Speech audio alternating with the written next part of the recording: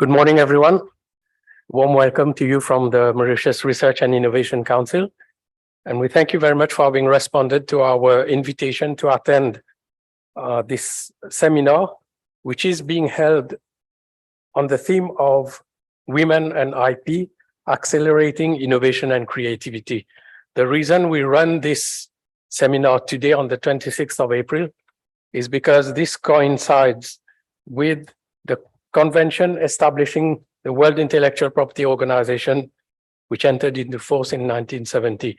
And this organization, abbreviated as WIPO, continued to work in the direction of increasing awareness of intellectual property and bringing in information that can serve entrepreneurs, researchers, innovators all across the world. MRIC has a technology transfer office where we do provide information on intellectual property, advice to entrepreneurs and different stakeholders. We have recently teamed up with a specialist team in India that allows to give a wider range of access to IP services. People can now consider filing patents, looking at the technical information behind that.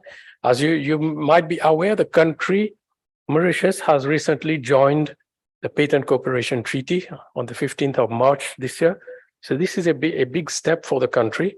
And this will allow innovators in Mauritius, entrepreneurs in Mauritius, if they develop new products, new services, they can protect them and look for markets overseas. So this is a really big leap for us. What we have today, we've tried to bring together as many people who can talk about entrepreneurship, and we've aligned a very exciting list of women speakers today. 3 of the speakers are from Mauritius, 3 speakers are from overseas. So we have in our midst Miss Benazir Saidu, who's the Chief Executive Officer of Mauritius Africa FinTech. We've got Dr. Mrs. Archana Baulaximan, who's Professor of Biomaterials Engineering and Nanomedicine Biomaterials at the CBBR, University of Mauritius. We have Ms. Chikori, who's Director at Impact Insight and is a coach to startups and entrepreneurs in Mauritius. From overseas, we have Dr. Jayshree, who's a professor in computer science from Coimbatore, Tamil Nadu, India. We've also got Miss Bist, who's head of Sokyam reusable pads in Amrita in India. You might have seen, some of you, in 2018, there was a film Bollywood that was called Padman. Miss Anju Bist is known as Padwoman in India. She has got that reputation. So you'll hear from her later on. And we also have Miss Daphne Zografos Johnson, who's a senior legal officer from WIPO, who will be giving a wide perspective of what WIPO does and will frame her discussions around the support that they provide for women entrepreneurs, specifically at WIPO. It's very interesting. There's a picture, if you could share it, please. I think we talk a lot of technology, intellectual property, and others. Just very recently, something that caught our attention. This is an interesting picture that was awarded the first prize under the category of creative open photographic creations under the Sony World Photography Awards 2023. So 2 weeks ago, this composition won the first prize. And then the beneficiary refused the prize on the grounds that this was entirely an AI creation. So that means a whole panel of experts couldn't decipher the difference between what is photography and what is AI creation. And this brings into question a lot of the discussions that are happening now around intellectual property, about new technologies, their interaction with creativity, and how to manage this. It doesn't mean that AI is a tool that's not going to be used.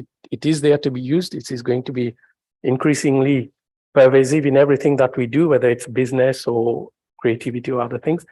And there'll be very often discussions on how to manage this and how to make use of it for the benefit of creators, for the benefit of entrepreneurs. So with these few words, I will now leave the place for Professor Bawan, Executive Director of Mauritius Research and Innovation Council, to address you. Thank you.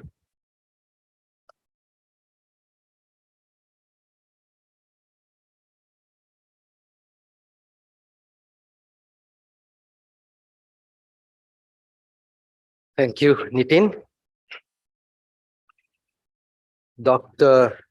Kaviraj Sharma Sukon, Chairperson of the Mauritius Research and Innovation Councils, heads of institutions, our local and international speakers, our participants, special welcome to the ladies. Today is Lady Day, IP Day. Distinguished guests, members of the press, ladies and gentlemen. Well, it gives me great pleasure to be here this morning to address you on the occasion of the World Intellectual Property Day. This year, as it has been said, the underlying theme for the celebration of this occasion is Women in IP, Accelerating Innovation and Creativity. As Nitin just mentioned before, this event coincides with the date whereby the convention establishing the World Intellectual Property Organization entered in force, and that was in 1970. So World IP Day aims to put into perspective creativity and the contribution of creators and innovators towards the progress of economies and societies worldwide. May I remind you that we celebrated the Creativity and Innovation Day last Friday, 21st of April. World IP Day, in fact, serves as an opportunity to engage in discussions on topics related to IP rights, such as patents, industrial designs, trademarks, copyright, geographical indication, and also trade secrets. It is also the time to recognize the accomplishment of inventors, artists, and entrepreneurs who have contributed to the world through their creations. World IP Day is also an important reminder of the need to balance the rights of creators and innovators with the needs of society as a whole.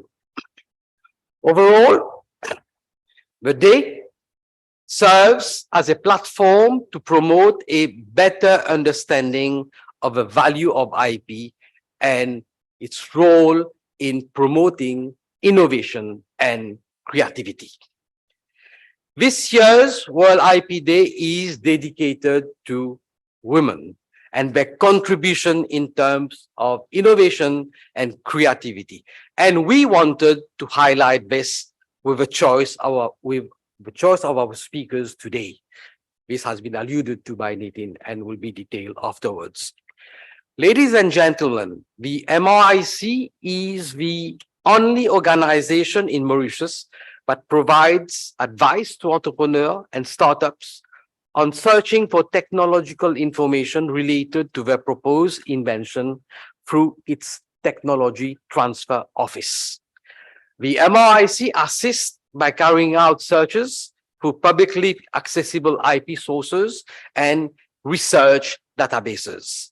The search results, whether these are related to patent documents or related research publications, are made available free of charge to innovators and entrepreneurs.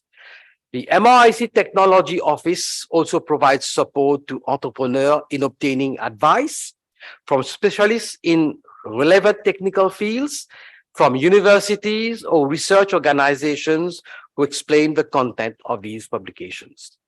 It is noteworthy that the MRIC also implements the Intellectual Property Promotion Scheme to boost creativity and innovation through support towards applications made for the grants of patents, utility models, and registration of industrial designs. As such, applicants benefit from a refund of 50% of the cost of their applications made to the Industrial Property Office of Mauritius.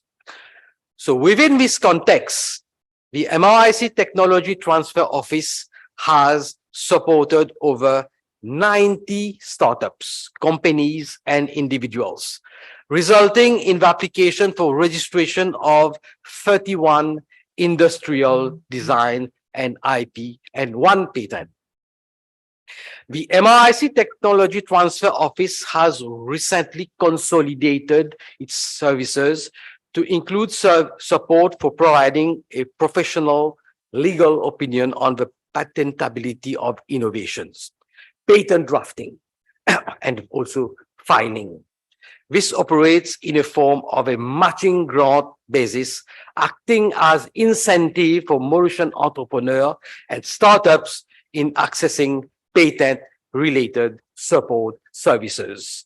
These services add to existing measures taken by the MRIC Technology Transfer Office to promote awareness and the use of intellectual property among entrepreneurs and startups.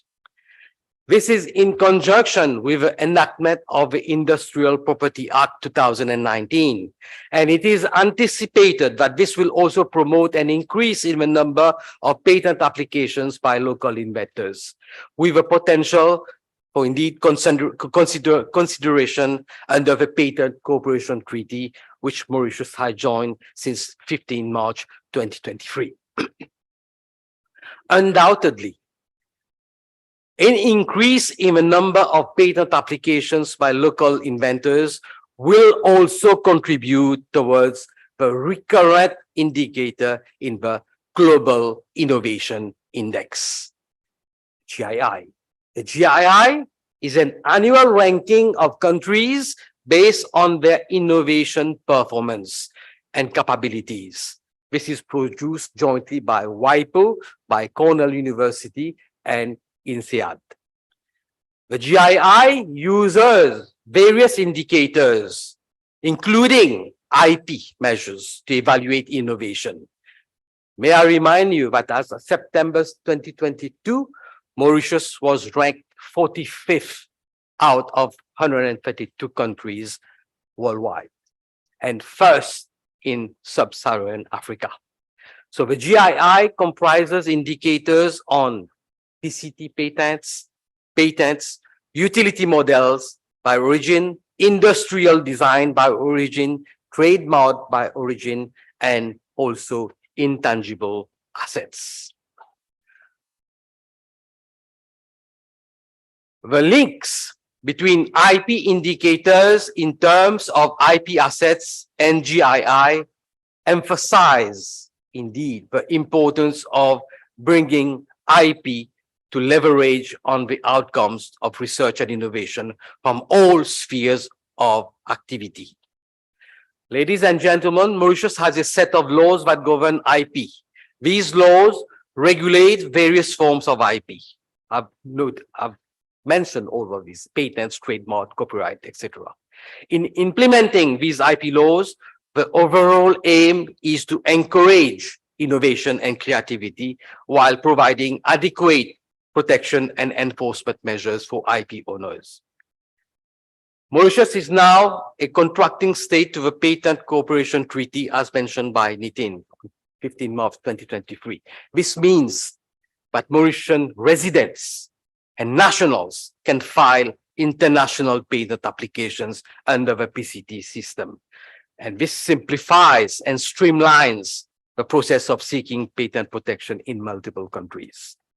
Additionally, foreign applicants can designate Mauritius as a country in which we wish to seek patent protection through the PCT system. I wish to rapidly highlight the support provided by the MRIC to entrepreneurship initiative. We have, first of all, our national SME incubator scheme. The aim of the NSIS is to promote the initiation and development of innovative startups in the Republic of Mauritius through a network of private sector-led accredited business incubators.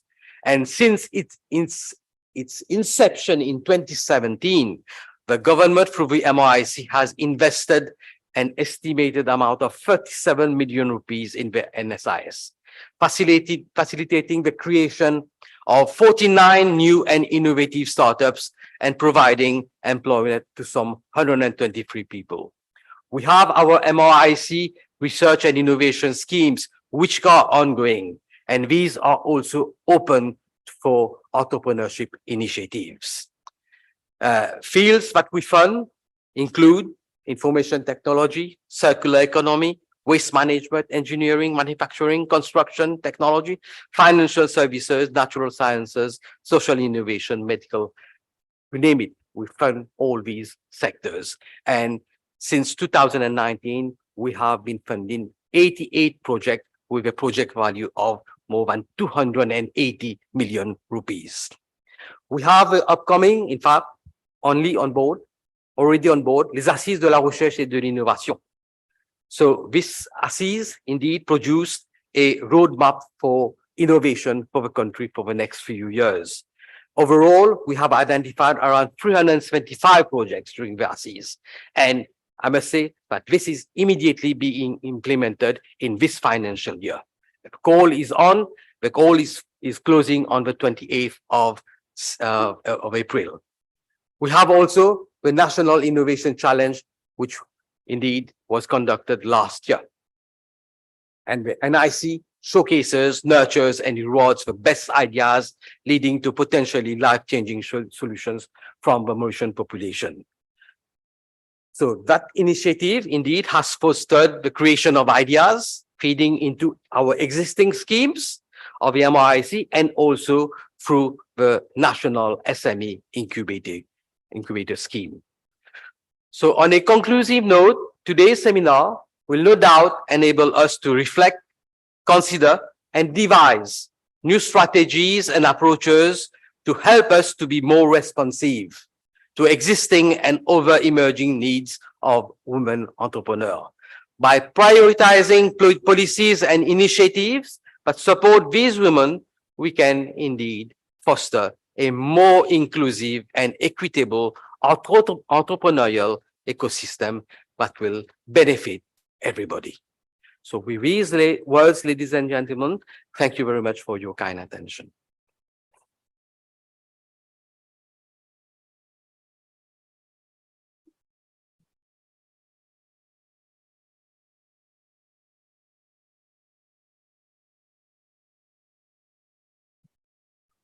Thank you very much, Professor Bauran. I would now like to request Dr. Soukon, Chairman of the Mauritius Research and Innovation Council, to address you. Thank you.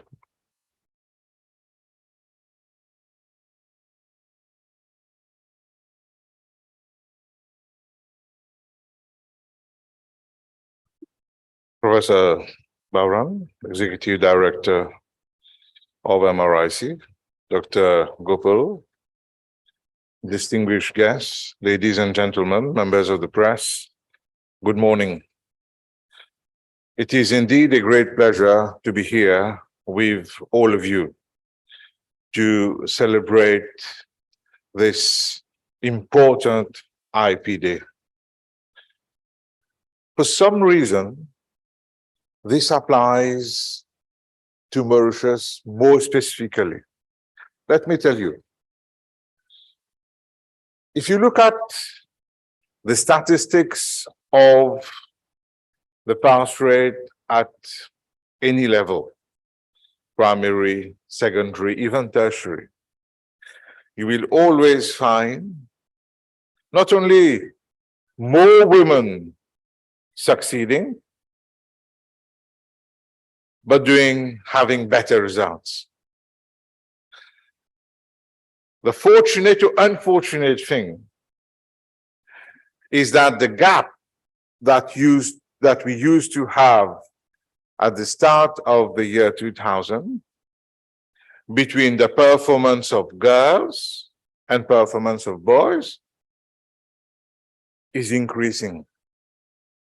Good news for girls, bad news for boys, because this doesn't indicate something brilliant coming in the decades to come. So, what is important is that this day reminds, we would like at MRIC, remind everybody that you can, all of you, be innovative and creative.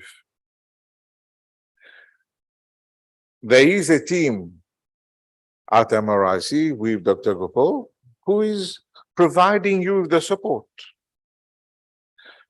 If you look at the banner on the left-hand side of the screen, you will see now the steps to have your patent is clear.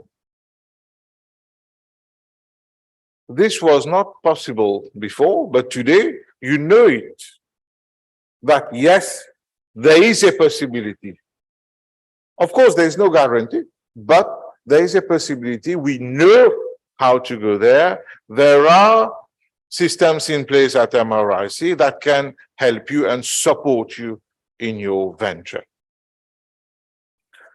Why we are doing that is to encourage entrepreneurship among everybody, including women, and at the same time protecting our entrepreneurs. It is not possible to have such a low number of patents emanating from Mauritius. This is unacceptable. If we claim that we are among the best in Africa, if we claim that we have the best ranking in different fields, then this must also reflect in the number of patents being registered. So we have, the system is there, the support is there. What we need is to inculcate the culture of innovation, creativity. And this is what we would like to do through this seminar. We would like to inculcate that culture at all levels and to encourage people to go ahead, pursue, see whether you can patent what you have created, what you have come up with. Try. Many people think that, well, I don't think this is worth it. I don't think that, I can do it. It is left to those who actually come up with the recipe for Coca-Cola and Pepsi. They only can do it. How can I do it? I'm not Newton, I'm not Einstein, I'm not of such type, of that category. But the message today is that anyone can do it.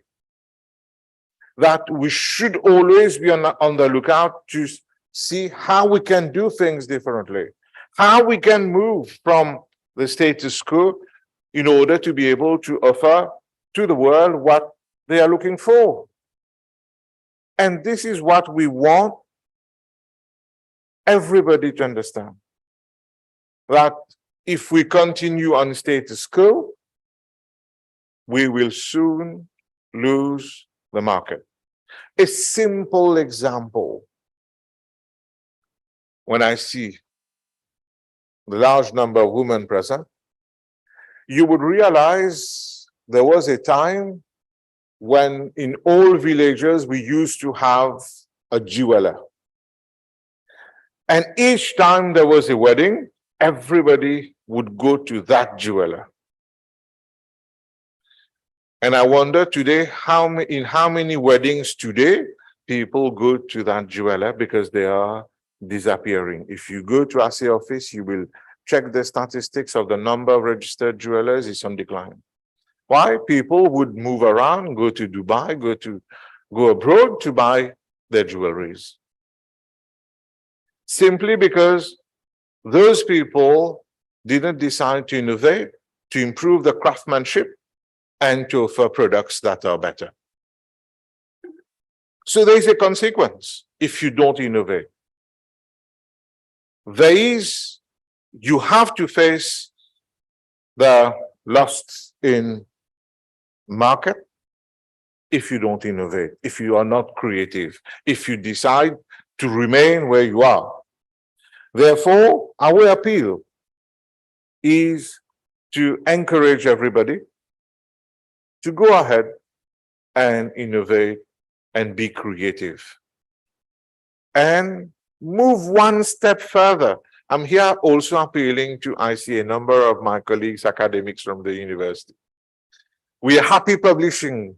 Once it is published, we are extremely happy and we don't go ahead. I'm part of the team as well. I'm not saying that I'm different, but now we have to think one step further to take that publication and to ensure that how can we commercialize it, to take that step. And we, as the management of university, we should also be providing the right type of environment to encourage academics to do that step, publish, and then think of commercialization as soon as this has been done. So we together, not only MRIC, not only the government, we together can make this happen. We together can help to increase the number of patents. We together can ensure that our entrepreneurs are better protected in terms of their ideas, in terms of their creativity, in terms of their product, in terms of their services. So let's work together. That's the aim of the seminar. Let's work together to also inculcate that culture of innovation and creativity. And let's ensure that when next year we are meeting, when the executive director and Dr. Gopal invites us, we would hear that the number of patents has actually increased. So on this note, I would like to present the apologies of the Honorable Minister Deepak Balgobin, who couldn't make it today. But in his name, I would like to declare this seminar open and wish all of you a fruitful deliberation. Thank you for your attention.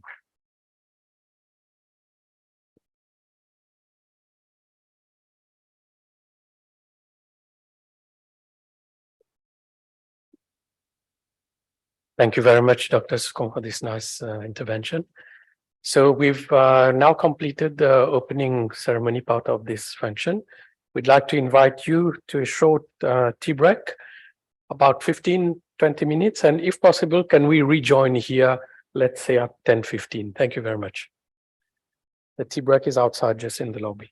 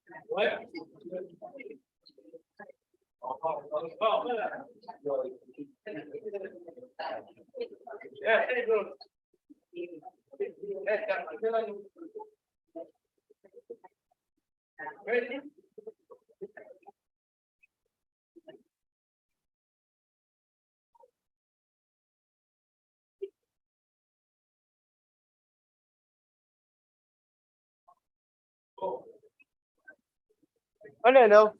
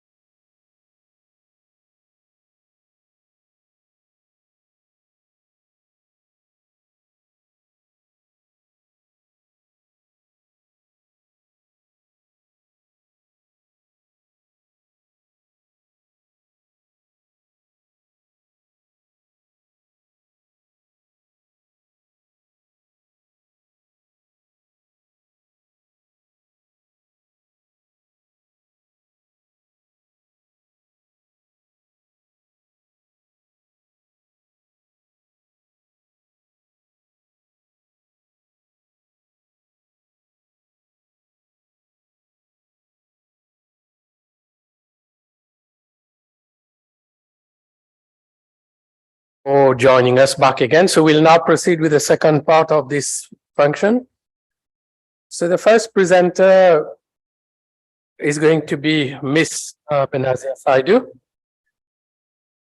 Chief Executive Officer of the Mauritius Africa FinTech Hub. Ms. Saidu was appointed as CEO at the Mauritius Africa FinTech Hub in January of this year, after spending 3 years with the association, mainly as head of marketing and communications. She has participated in the development of training programs and business strategies, contributing to the development of digital services and products for clients on the island and in the region. And as such, she brings with her more than 10 years of experience covering diverse markets in the marketing and communications field, put to use today to develop global partnerships, projects, and growth opportunities for the local and regional ecosystem for the association. So Ms. Saidu, the floor is yours now for the next 15 minutes. Where's Ms. Saidu? Okay.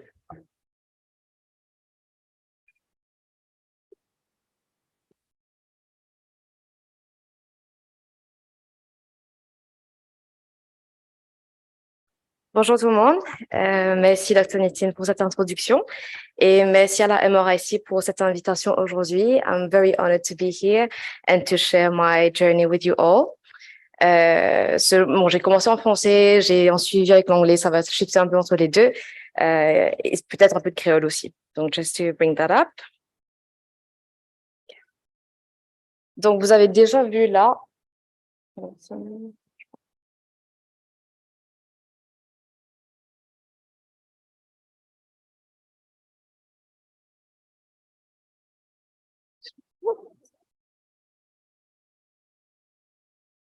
Non, pourquoi?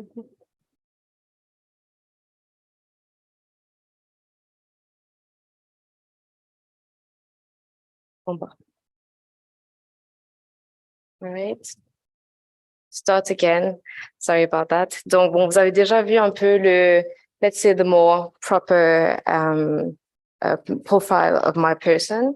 What I wanted to share with you today is really about my journey. And I wish things were as easy and flowing as is showcased here. It's not the case in reality.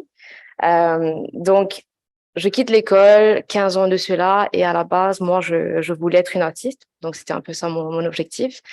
But at the time, 15 years ago, à Maurice, être artiste, c'était pas du tout, on va dire, une option de carrière qui était vue comme étant sérieux ou vue comme étant avec des prospects dans le futur. Very difficult to drive, let's say, some kind of career in that sense. Et du coup, moi, je me pose là, je me dis, OK, bon, ben, quels sont les skills que j'ai? What can I do with, let's say, my passions, with the things I want to do? I know I like creativity. I know I like art. I know I like writing. What can I do with that? Eventually, I go into kind of like a trial and error, let's say, phase in my life. I start looking at different fields of study, maybe journalism, maybe law, political science. Eventually, I found my, let's say, niche in communications and marketing. Et en même temps, du coup, là, ce que je fais, je commence un part-time job à l'époque. Donc, on a Google qui commence, on va dire, l'Internet qui commence à vraiment prendre un peu plus d'ampleur. Donc, c'est encore tout nouveau. À l'époque, on appelle ça du web journalism. Donc, aujourd'hui, c'est ce qu'on appelle du digital content creation. Donc, si on sait écrire, si on s'intéresse un peu à la technologie, ça c'était un premier métier qui s'ouvrait, on va dire, aux jeunes de l'époque. Donc, là, moi, j'ai 21 ans, 20 ans à l'époque. Et donc, je me dis, OK, ça a l'air intéressant. People tell me, is this really serious? Is this going to go somewhere? The internet is just starting. Things are not very clear. There's no clear structures, no clear definite future. And I'm like, well, you know, this is worth maybe taking a risk. Let's see where that goes. Eventually, from writing for articles for the internet, I went into SEO. Eventually, I went into digital marketing. Eventually, that led me to project management, and I got a position in one of the leading companies, agencies on the island, where I got to work on very exciting projects, public and private. I was also chosen as part of 100 Women in Tech in 2018. I was able to go to Munich to also contribute to see how the startup life is happening in Germany, have some inspiration, and come back and see how things can also potentially be done here. Donc, je reshift en français, je suis désolée. Mais de ce point, quand je quitte l'école et que je vois cette position à l'époque où on dit que ben voilà, on écrit des articles pour le web, jamais je n'aurais pu imaginer que ça m'aurait mené là où ça m'en est aujourd'hui. Et dans la position dans laquelle je suis aujourd'hui, d'être CEO de la Mauritius Africa FinTech Hub, where I am actively now contributing in building an industry in collaboration with institutions like the MRIC, with regulators like the FSC, working with the different ministries, but also regional and global partners around the world. Donc, tout ça pour dire quoi? C'est que that might be, let's say, an example of what you would say is an entrepreneur kind of journey. So you start somewhere, you take a risk, you're not always sure what that's going to lead, but it can potentially lead to something, let's say, very exciting and very generous at the end of the journey. Now, I don't know where from now on where this will lead me. We'll let the future decide. But this is generally what you would look at like for an entrepreneur. And so it leads me to the Mauritius Africa FinTech Hub, which is all about financial innovation. Maybe we could run a little quiz here. If I could ask the crowd, what is FinTech? Would anyone be so kind to share maybe a definition or an understanding of what they know is FinTech? No, no one. Okay, so there is some clear denominations here. So there's financial innovation as an industry as a whole, as a movement as a whole, right? And there's FinTech on one side, which stands for financial technology. Now, what is innovation? What is technology? And there's also the component of creativity around here. I feel sometimes there's a common misconception that happens when we think about, well, innovation, technology, and creativity. We're not really sure where each one lies and how each one works with each other. So speaking on our theme today, we're talking about creativity, right? It's all about coming up with novel ideas, we're getting inspiration, we're coming up with potentially new ways to change something within our industry, irrespective of financial innovation or not. Now, based from this creativity, from potentially an idea that we have gotten from our, let's say, inspired moment, we have this idea which we can now bring into reality and bring into existence. And that's where we now start getting into the innovation phase. Now, there are multiple schemes, multiple ways that you can innovate. And that's where you can work with potentially incubators on the island, where you can work through schemes like with the MRIC. But there's different methods that you can now apply to bring your idea that you've got creative about, and you bring it into existence.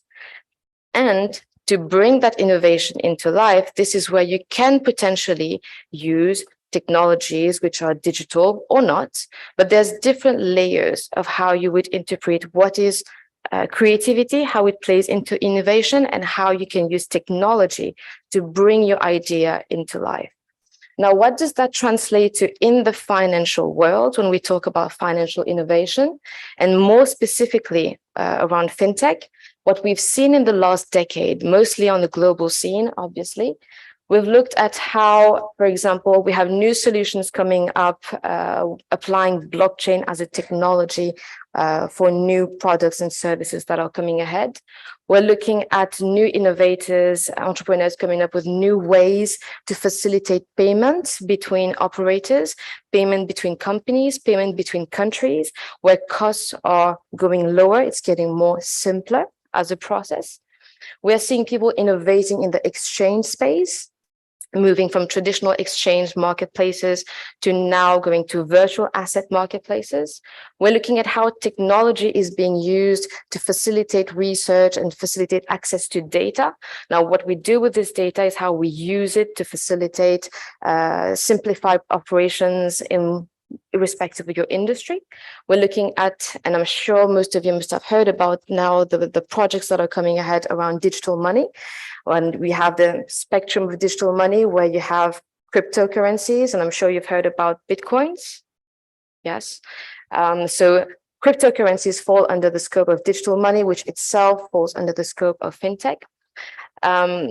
And I'm not going to go further on the other sides here, but this is really to give you a nutshell how people around the world have been innovating in the space of finance, and they're using multiple ways to innovate in the space and using different types of innovations, different types of technologies to bring us new products and services in the space. And so what my journey and my current experience has, let's say, taught me as a few lessons and some tips which I would like to share with you all today. If you are on this entrepreneurial journey, if you're looking for ways to innovate, to be more creative within your respective industries. Now, I come from the fintech space, but these, I believe, would be applicable to you, whether you're in construction, whether you're coming from the F&B space, whether you're coming from the fashion space. So first things first, irrespective of your industry, one important point would be to build skills and mechanisms to better cope with the risks involved in bringing an idea into existence. So let's say you are currently in a process that has been done in your company, in your activity for the last 5 years, 10 years. We've done the same thing, right? And nobody has been willing to take the risk before to change things because that's how things have been done. So we don't take the risk. So there are ways that you can evaluate the risks there. So I'm not telling you that you should just go do, a new idea without thinking about it, without properly assessing the dangers and the risks, the threats involved there. There are ways and means that you can assess risk and you can implement it into your activity. You can involve consultants, you can involve other experts in your industry, where you can help you teach, build new skills and learn about new mechanisms around how you can apprehend the dangers and the risks within your industry. So that's one thing here.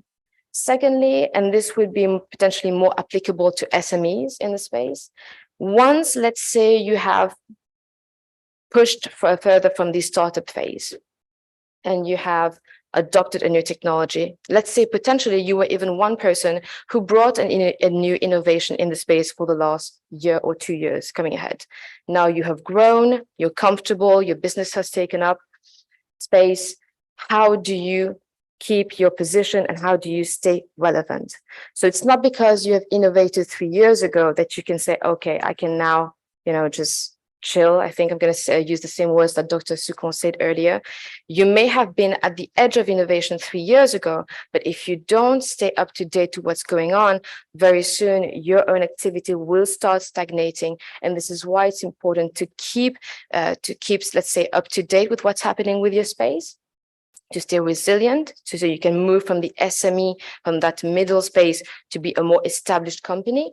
And within that transition, it's very important to be clearly communicating with members of your team, communicating with your clients on how you're changing your operations and how you're going to bring your services and products ahead.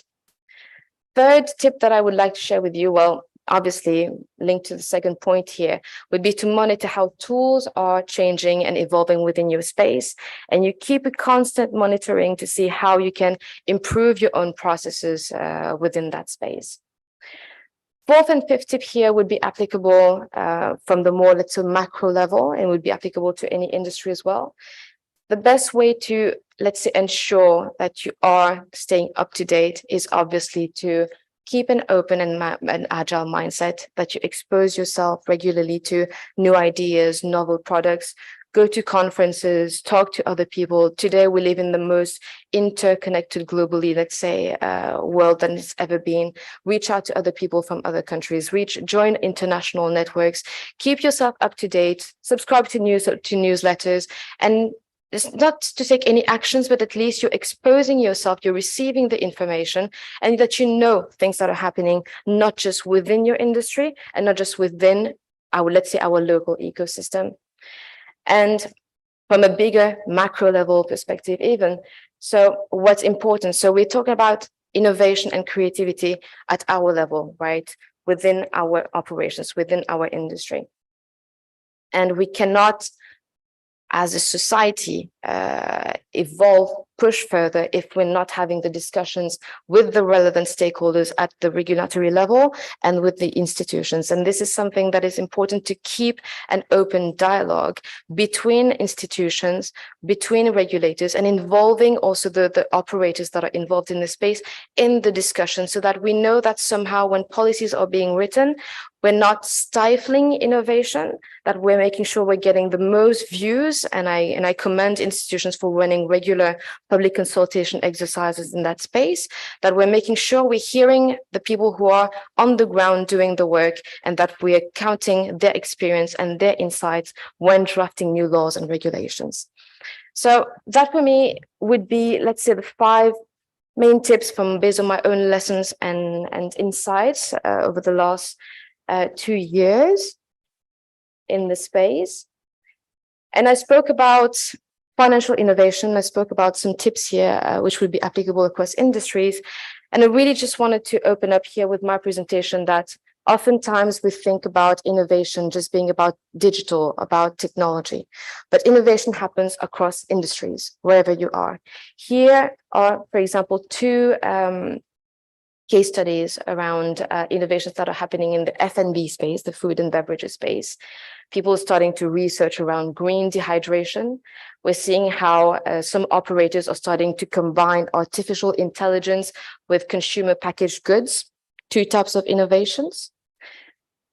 We're seeing in the construction industry how people are using new systems to embrace and manage change. So obviously, if you're moving from a very traditional industry and you want to take the leap towards innovation, it's important to put in place the mechanisms like change management. If you're a manager, you can go for a short course around change management, around risk assessment, and you can learn about new tools you can put into your company and help yourself and your team to do the transition. We're seeing more adoption of IoT, which is the Internet of Things. An example here from one company that are using technology connected to, let's say, their hard hats, and they're getting real-time data about the status of their equipment, and they know automatically when their stuff needs to be changed or not, right? So this is really just to go over a few examples that are happening across industries, which I'm sure you're coming from very different industries today. You will find different examples and inspirations of how you can take your own industry forward. And I think that would be it for me today, unless you have any questions, but that would be it for me. Questions? Yes.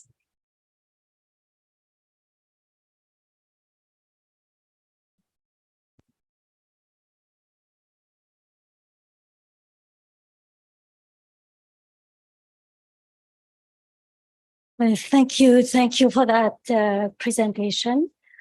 I think that was very interesting. My question would be more like, as a woman, do you think there was some gender variation in the way you went through your journey? You didn't talk about the gender aspect. And the second thing is on the examples that you showed, the types of innovation. Are they in Mauritius? And if not, do you think our businesses are ready for such types of innovation? Okay. Thank you. Thank you. To respond to your first question around the gender parity along my journey, it's safe to say that for the most part, I've actually seen more women around me in the digital space, mainly around the communications and marketing aspect of the industry. I've actually seen more women than men into that very specific space. Coming into the finance industry and the fintech industry most specifically, locally, we're seeing more men. And there is a very interesting study that was run by Africa Rise in partnership with the EU that was released last month, actually, that goes into that in very much details. And this is a point that we need to address into the space. The fact is we're seeing less women as well going into the studies that would require them to take up more positions into the industry. So the problem cannot, I believe, be solved like we could just do one action today to solve it tomorrow. So what we need, yes, is to motivate more women to, look into STEM courses. We're looking at not just finance, but also engineering. We're looking at motivating more women to go into those courses, because traditionally women have had more tendency to go into, let's say, more languages prone studies, areas of studies.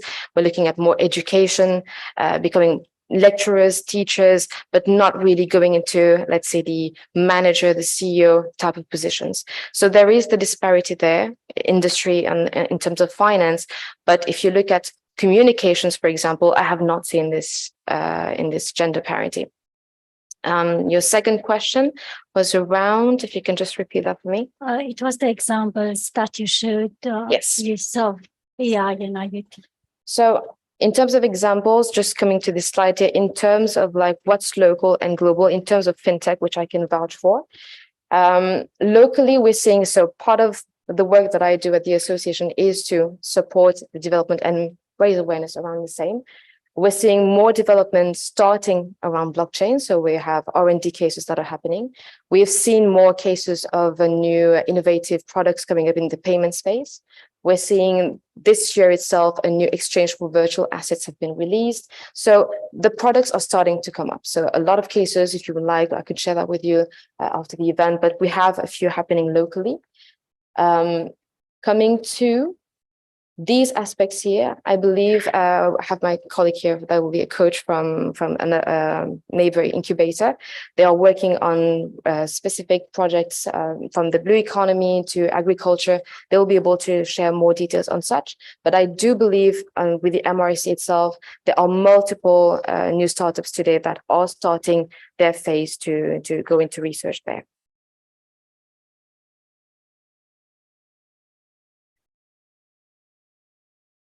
Do we have any other questions from the platform?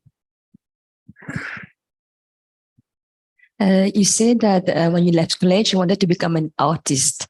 Can you tell us what kind of artist you wanted to become? And during your career and in your current position, did you use any form of artistic expression to help in your job? Thank you for this question. I wanted to be a type of, not classical, but abstract painting artist. So obviously at the time, and even now, it's you have to, let's say, we don't have a lot of schools, even internationally, that goes outside the classical art, let's say, study. And I wanted to be more go around the, let's say, art, abstract, psychedelic. It was more of the funky, let's say, style of art. And yes, these aspects have really helped me, mainly in my work at the agency. So I've worked on campaigns for multiple clients, but be it you're working even for like a client that's in the corporate, even the retail side of things, and you're building a campaign that's going to be rolled out in the country, from billboard advertisements to digital marketing campaigns, you will use, well, this artistic sense, if I can say it that way, did help me to building, let's say, copywriting, to build ideas around, let's say, potential campaigns with the team I was working with. So there's a sharing of ideas of what we see is looking nice, what we feel is going to work well with our audience. So this, and I believe I'm still using it today. It never goes away. So working around campaigns for the fintech, for example, right? So we're taking the finance industry, which is very technical, which can look quite heavy. We're bringing more lightness to it. We're talking more about it. We're making the language more accessible. So there's a whole part of creativity that is involved there of how we draft the campaign and how we vulgarize around the space. So I would say yes, definitely. I don't think it will ever go away. Okay, thank you very much. Okay, one more. Hello. All I wanted to ask that your journey from school to now where you are to, I would like to know that were it that difficult? Because at that time it was a cliche that, like you say, women are more prone to go to the educational sector, very simple life. So the domain that the field that you choose was very different. At least we do have the cliche that we are still in a male-dominating phase. So was it difficult for you to overcome that phase that time? Because you were needed, lots of encouragement, empowerment. So from that journey to what you have become today, was it difficult? Did you get that empowerment or encouragement? To say from the male colleagues mostly, because we know we women, we would always encourage women to go ahead. But was it difficult for you to come from what you are now? Thank you for this question. I've had both, and both from women and men. So I'm afraid I'm not going to please anybody with this answer. So my very first boss was a female lady. So she has been part of the person who has inspired me taking this route. And my second boss was a male figure, but he was also very encouraging in that sense. But I've also worked with male, let's say, managers that have been very difficult and made my life specifically very difficult during some phases and some projects. So I guess it's also seeking the opportunity. So when you're going for a new job, when you're looking at maybe partnering with someone, it's also about assessing who you're going to be working with. There's a level of your own judgment that goes into it to say, okay, this person looks like he's going to be welcoming me, and assessing very early on. I don't think I can say from my journey that I've met more men or women, unfortunately, in terms of that answer. But I've heard a lot of cases. So but that would be my answer for you today. Thank you.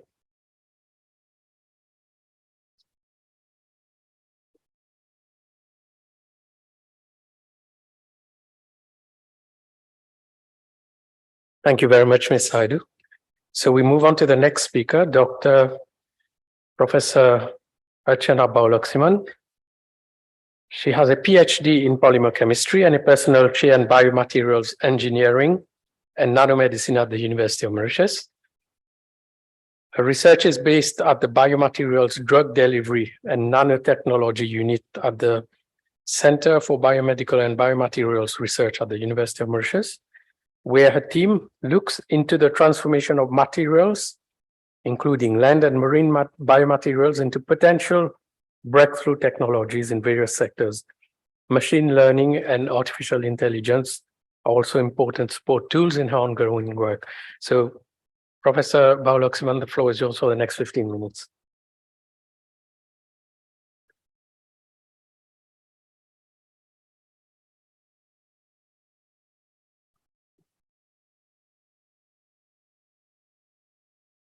Thank you, Dr. Gopal. It's always a pleasure to be here. In fact, I was here, I think, in 2018 for the World IP Day, and I'm here after many years. And in a way, it would be good to see the progress that we have made when we started some time back. And what I'm going to try to showcase today, I will not say it's only my own pathway, it's the pathway of a team. Because in the area that we are, we cannot work as individuals. We have to work as a team. And probably I'm here because I'm the eldest member of the team. Otherwise, anybody from the team could have done this presentation. And what we have been looking at is how do we create and implement breakthrough technologies? Because if we need to really make that leapfrog strategy, we really need to use IP. We really need to have a good thought process so that we can have this leapfrog strategy. Now, I'm very happy. I hope this works. Okay, I'm very happy that Dr. Gopal showed the photography, the AI-generated photography, because I use ChatGPT, because it's great to compare what ChatGPT can generate and what you can generate from your own mind. It's really great to do that. I think I will recommend people to use that. And I just wanted to see, because we are here today to talk about IP. And I just wanted to look at the thought process of ChatGPT. Of course, I've reorganized the information because I wasn't satisfied with it. First, when we say IP, it's the creation of the mind. That is what we, the human mind, can create. It's us. And then how do we protect that? Then comes the intellectual property rights. It can take any form. It can be patent, trademark, copyright, any form.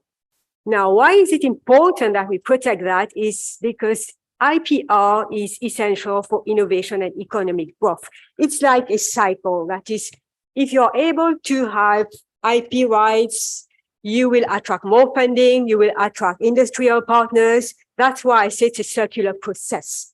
And if one group is able to do that, it's going to attract other groups. That's why it's important for people to work towards this.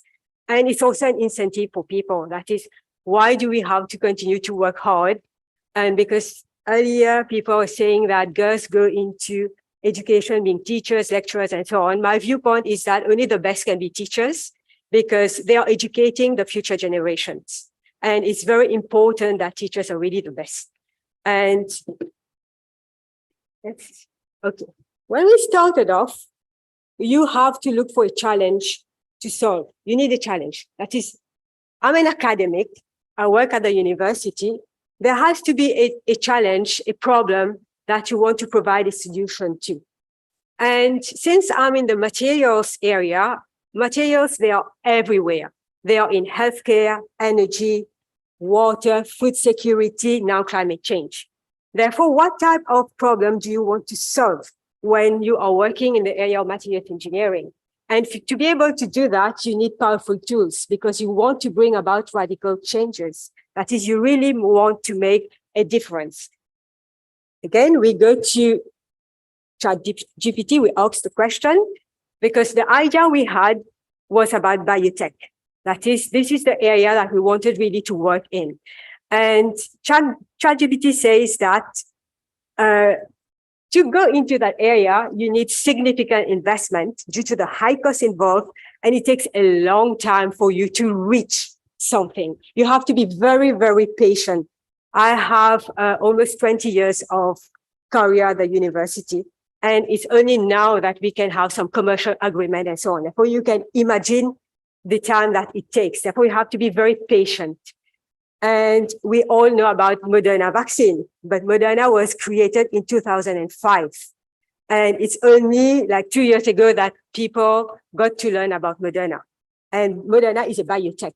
It gives to you an idea of the investment in terms of money, in terms of yourself, in terms of the team. Because if the team does not believe in you, there's no way that you're going to bring those things forward.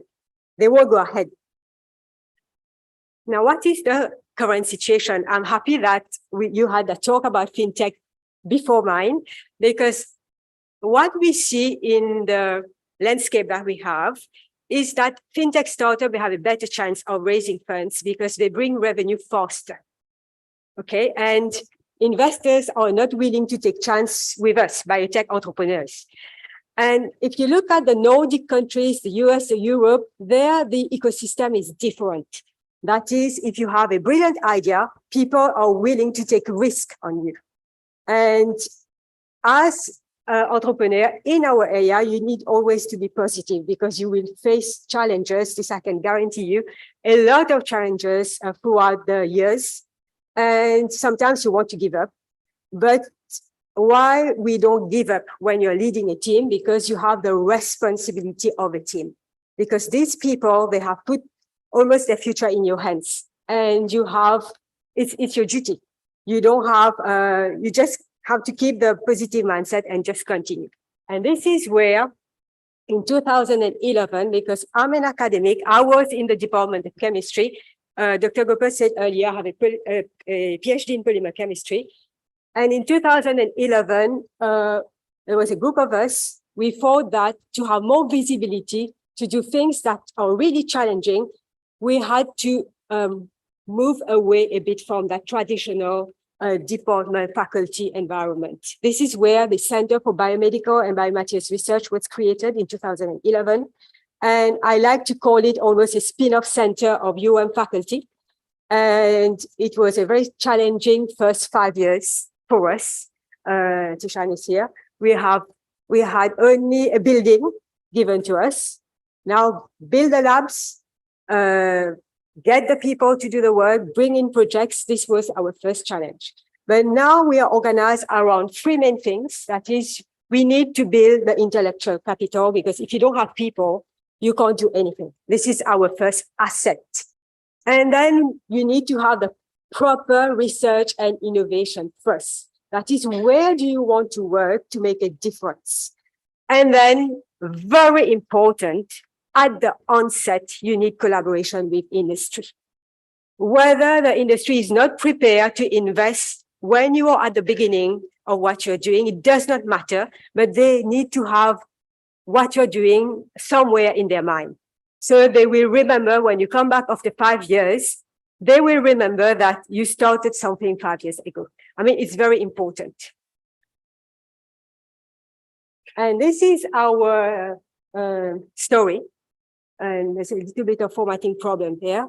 This is our story. And now in 2023, we are really expanding everything that concerns materials engineering and biotech with industry. All our projects are industry funded, but you can look at the number of years. This is just 2011, but before that, I was also an academic. Therefore, I have X number of years before that as well. Now, when there's something that we have to keep in mind, when I'm saying that all our projects are now industry funded, because it's very risky in this area to have just one product. It's very risky because somebody can just have the same idea as you, and then you find yourself with an obsolete product. It's quite risky. Therefore, you have to be able to get the right strategy. Because if we continue, because at the beginning, we were there. I don't know if there's a pointer in here. Yeah. It's not working. Okay. We were funded by the MRIC, the Higher Education Commission, by EU, etc. That is mostly public funding because we came from university. Now, if we would have continued like this, we would have reached what we call the valley of death. That is, most of the spin-off and so on, they die out because they get stuck in this valley of death. Because if you don't build a bridge with commercial partners at the very onset, you're unable to come out of this. That's why the percentage success is quite low. Therefore, you have to think of all this before you get into any area. Otherwise, it's a lot of investment. And also, how do we start this machinery? Because at the beginning, I said it's like a cycle. If you have the first patent, you attract funding because they trust you, people trust you. You have the first thing, and then you will attract other people. It's a cycle. How do you start that machinery? Therefore, because I can say that Mauritius has built some technical excellence, but we have to move from technical excellence to startup to scale up nation if we really want to make a difference in our region, because we have a lot of competition out there. And these are some of our partners that we are working with now since 2021. One partner, the fact that we got one industry partner has pulled in other industry partners. And this is how it works, because people trust you. And now we are doing many things. We are providing service to industry. We are looking at problem solving and so on. And this is the team. I may have a positive gender balance in here. It doesn't matter because most of the team that goes into the Biotech X, we are mostly women. And they are at different stage of what they are doing. This is very important because as an academic, we need to leave a legacy behind. That is, one day when I'm going to retire, there has to be somebody who's going to take over, because you can't spend so many years doing something that has not yet reached the end, and you leave that, you retire, there's nobody to continue the work. It's very important to think of the future. You need a legacy. And this is the Biotech X team, and they are in my heart, obviously. And I'm very happy that they continue to trust the vision I have. And we'll soon see what is going to happen to this. And we are in the process of creating our company, obviously.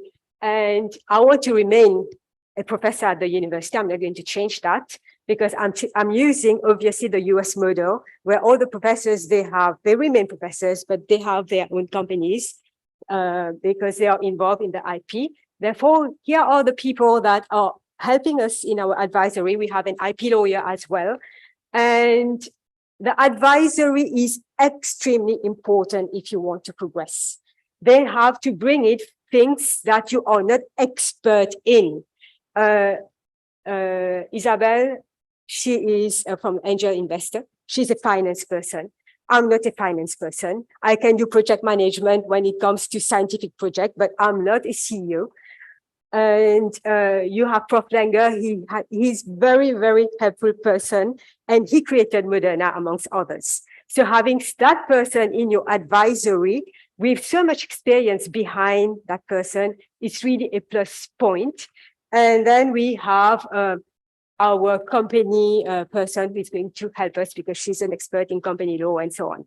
That is, you have to be able to build an advisory board which is going to help you set this. I see you smiling, I know why, because I left out something here on IP, okay.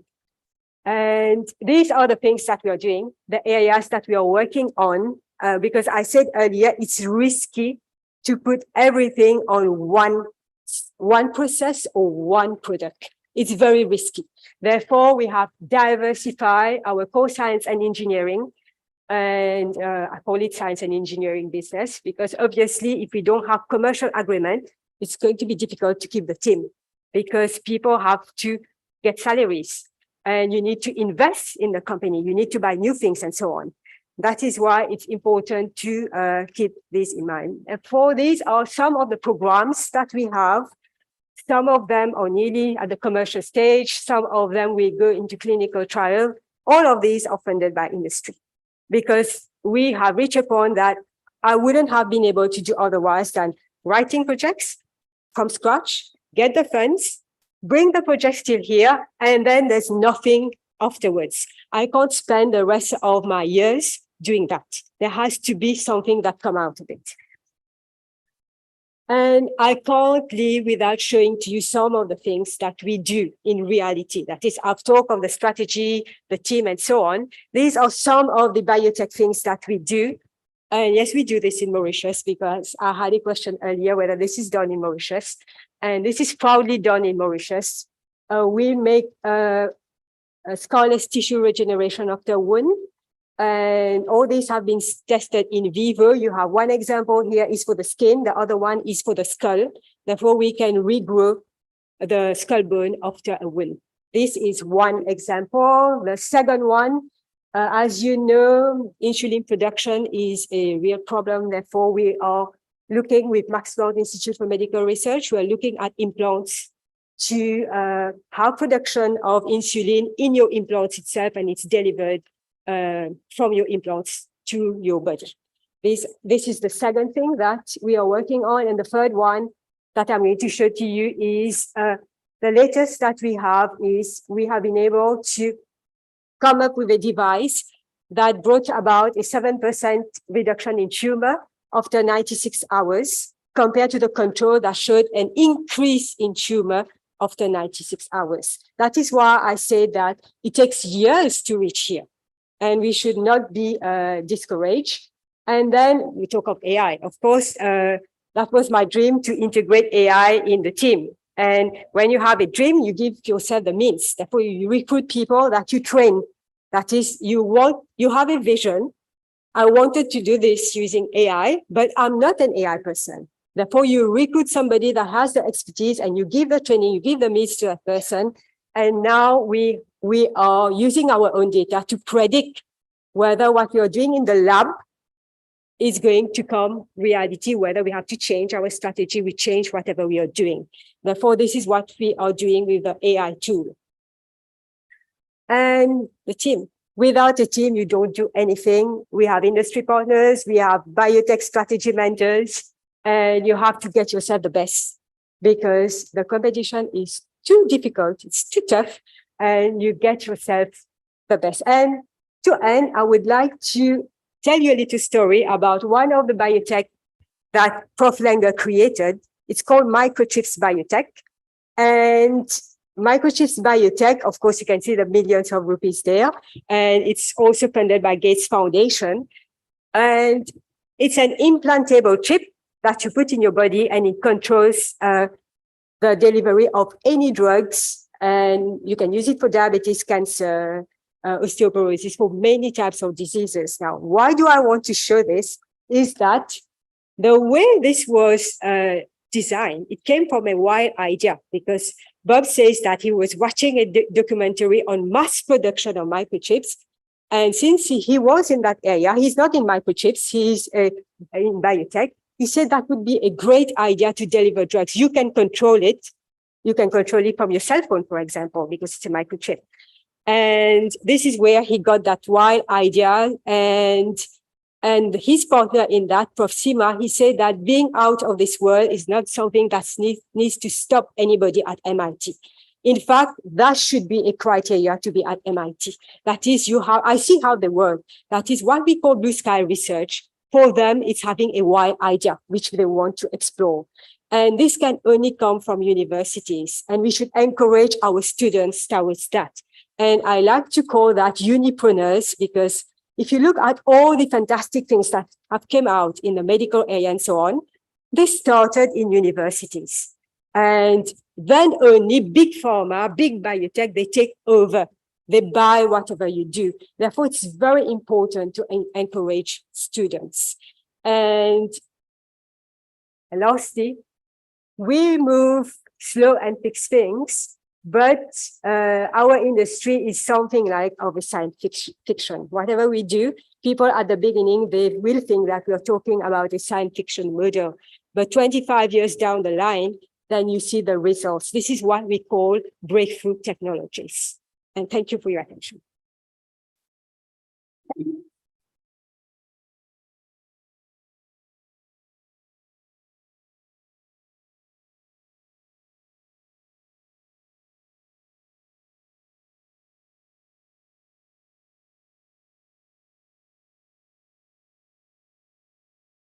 Thank you very much.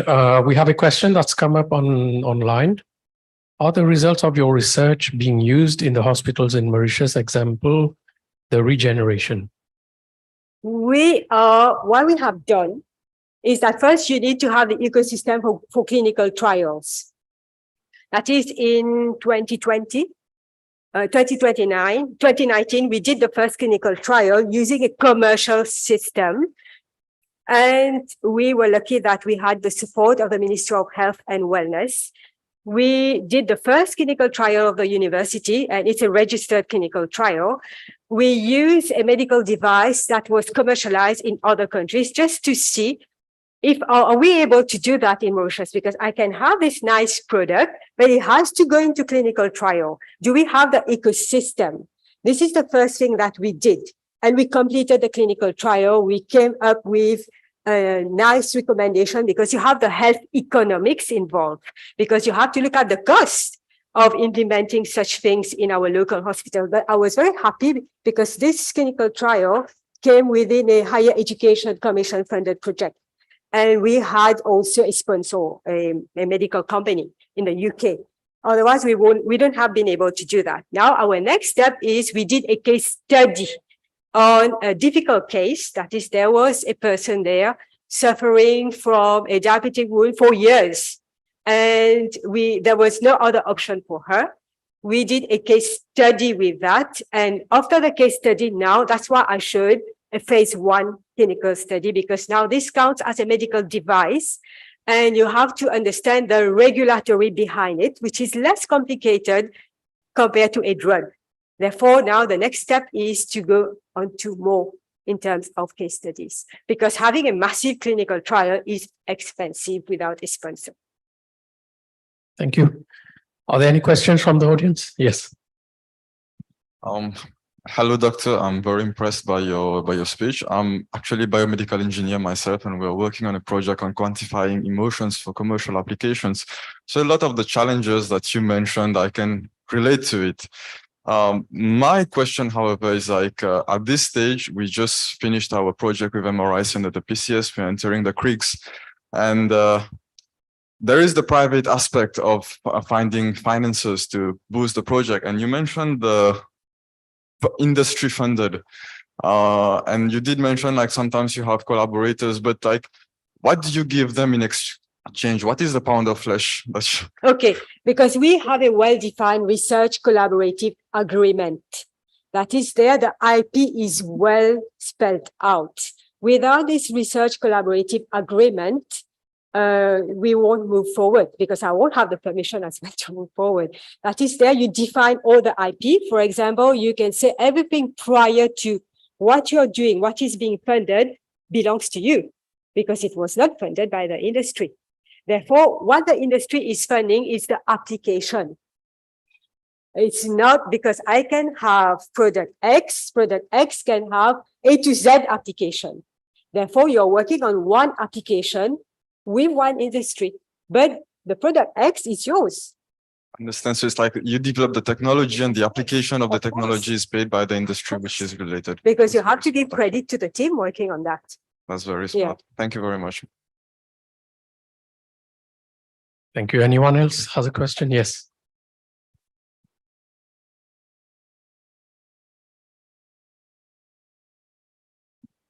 Hello. Again, it's very, I joined this guy. It's very impressive what you've showed. We've known each other for a long time. Yeah. You've been my professor. So I'm proud to say that I was your student at some point. My questions is probably not directly related to what you showed, but it concerns myself as an entrepreneur and a researcher too. And I would like to know if you would encourage any kind of system. Let me reformulate. We are here to celebrate women in a way, and we are also here to encourage innovation. As an entrepreneur in Mauritius and in biosciences, I'm stuck myself because I cannot go further than what my personal investment is letting me do. But we do have strong systems like the MRIC, to whom I'm very grateful because I'm here partly because of their funding. But we have also the Tertiary Education Commission, which is here, which provides a lot of fundings, which researchers such as myself, who identify myself as independent researchers, cannot have any access to. My question is, in fact, would you encourage this status, the creation of independent research status that can join the university without any need of a salary? You see, I've been running since 2003 when I got my PhD up till now on my own wheels. I've managed, I've done things, on se débrouille quoi. L'île Maurice, le plan B, tout le monde le connaît. But it would be very, very helpful for people like myself with how can I say that? A will to innovate, a will to create new stuff that can be fruitful for the nation and for research in Mauritius. I myself is working on diabetes, and I have so many ideas and research research questions that I want to answer. But the fact that I'm in the private, I'm not a lecturer, and I've postulated, but I've not had the chance of getting a seat also at the university. So independent researcher status might be very helpful. So I would like to know if you would encourage that, and if you have some connection with the tertiary education or anyone at the university to push forward this motion and get this going, because it will help, I think, women at a whole, entrepreneurs like myself and the island. Your opinion would be very appreciated. Thank you. Don't think that because I'm at the university, it's easy for me. I also have my daily battles. But a way of doing this, it's the same that we do with industry. You do if you're interested to work in an area, you identify a group, an academic group, if it's an academic group, then you do a research collaborative agreement as an individual. Then you have the platform and you can do the work.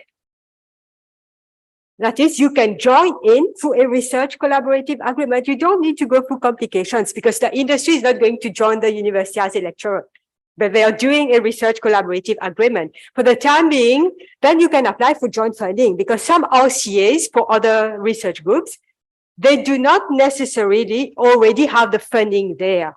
If they do a research collaborative agreement and then they agree that they will apply for a joint funding together to work on this idea. This is something that you could do. But apart from that, I think the ecosystem has to be worked on because you have to protect your idea as well. And you have to protect if it's you that brings the idea in, you have to protect your idea in that research collaborative agreement. It doesn't work only for an industry partner. It can work for any individual partner. Yeah, Archana. So thank you very much for your very nice presentation. Indeed, CBBR is way out from the other of the aspects of university life. What I wanted to know is through the university itself, do you think that there are still real opportunities, or what do you think that needs to be improved for lady researchers or women researchers to emerge and indeed come to such a stage that they can commercialize the products or the services? you know, it's a choice. Being both a researcher and a woman, I don't like really when people put me in the category of women researcher. I'm a researcher, that's it. But it's difficult because earlier on in my career, I didn't feel it that I was a woman researcher. I never felt that. To be frank, I never felt that. In fact, it is an advantage on the African continent to be a women researcher in that area. You have a lot of support. As I progress, when you reach the final stage of your career, then you see there is a difference. It's not always easy to deal with things when you are a woman researcher, and I don't want to make any more comments about that. There are so many women there. I think they will understand that the further you move in your career, it's then that it becomes difficult. At the beginning, you won't feel it, but when you reach further up, then you will definitely feel it. But take it as a challenge. I take it as a challenge. And I never give up. In fact, whenever there are things that I think are unfair, because they're flagrant unfair, I use this as a challenge to progress. In fact, it's a challenge for me. That is, I need to show that we can do that. And that's all I can say.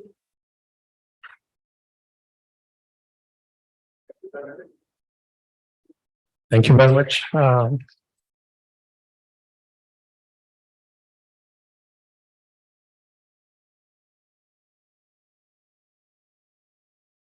So we move on now to the third speaker, Ms. Chikori, who's Director at Impact Insight and a coach to startups and entrepreneurs. So Ms. Chikori is a social anthropologist by training. She completed her MBA in 2019, and she has set up her own consultancy organization aimed at supporting SMEs professionalize their offering. She's also a coach supporting startups and entrepreneurs in devising their growth journey. Ms. Chikori, the floor is yours for the next 15 minutes.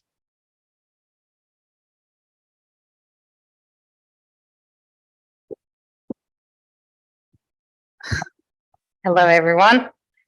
Thank you for this introduction. I'm very happy to be here, and thank you for having me. So let's figure out how this works. Okay. So I'm here today to talk about, obviously, women in the IP system and why it actually matters. So just a little introduction about myself, if that clicker will click. There we go.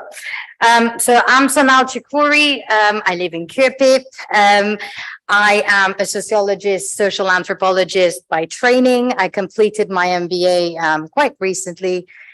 In marketing, innovation, and a pathway to entrepreneurship. So really understanding the theory behind entrepreneurship. I started my career in market research and moved on into consultancy and strategic insights.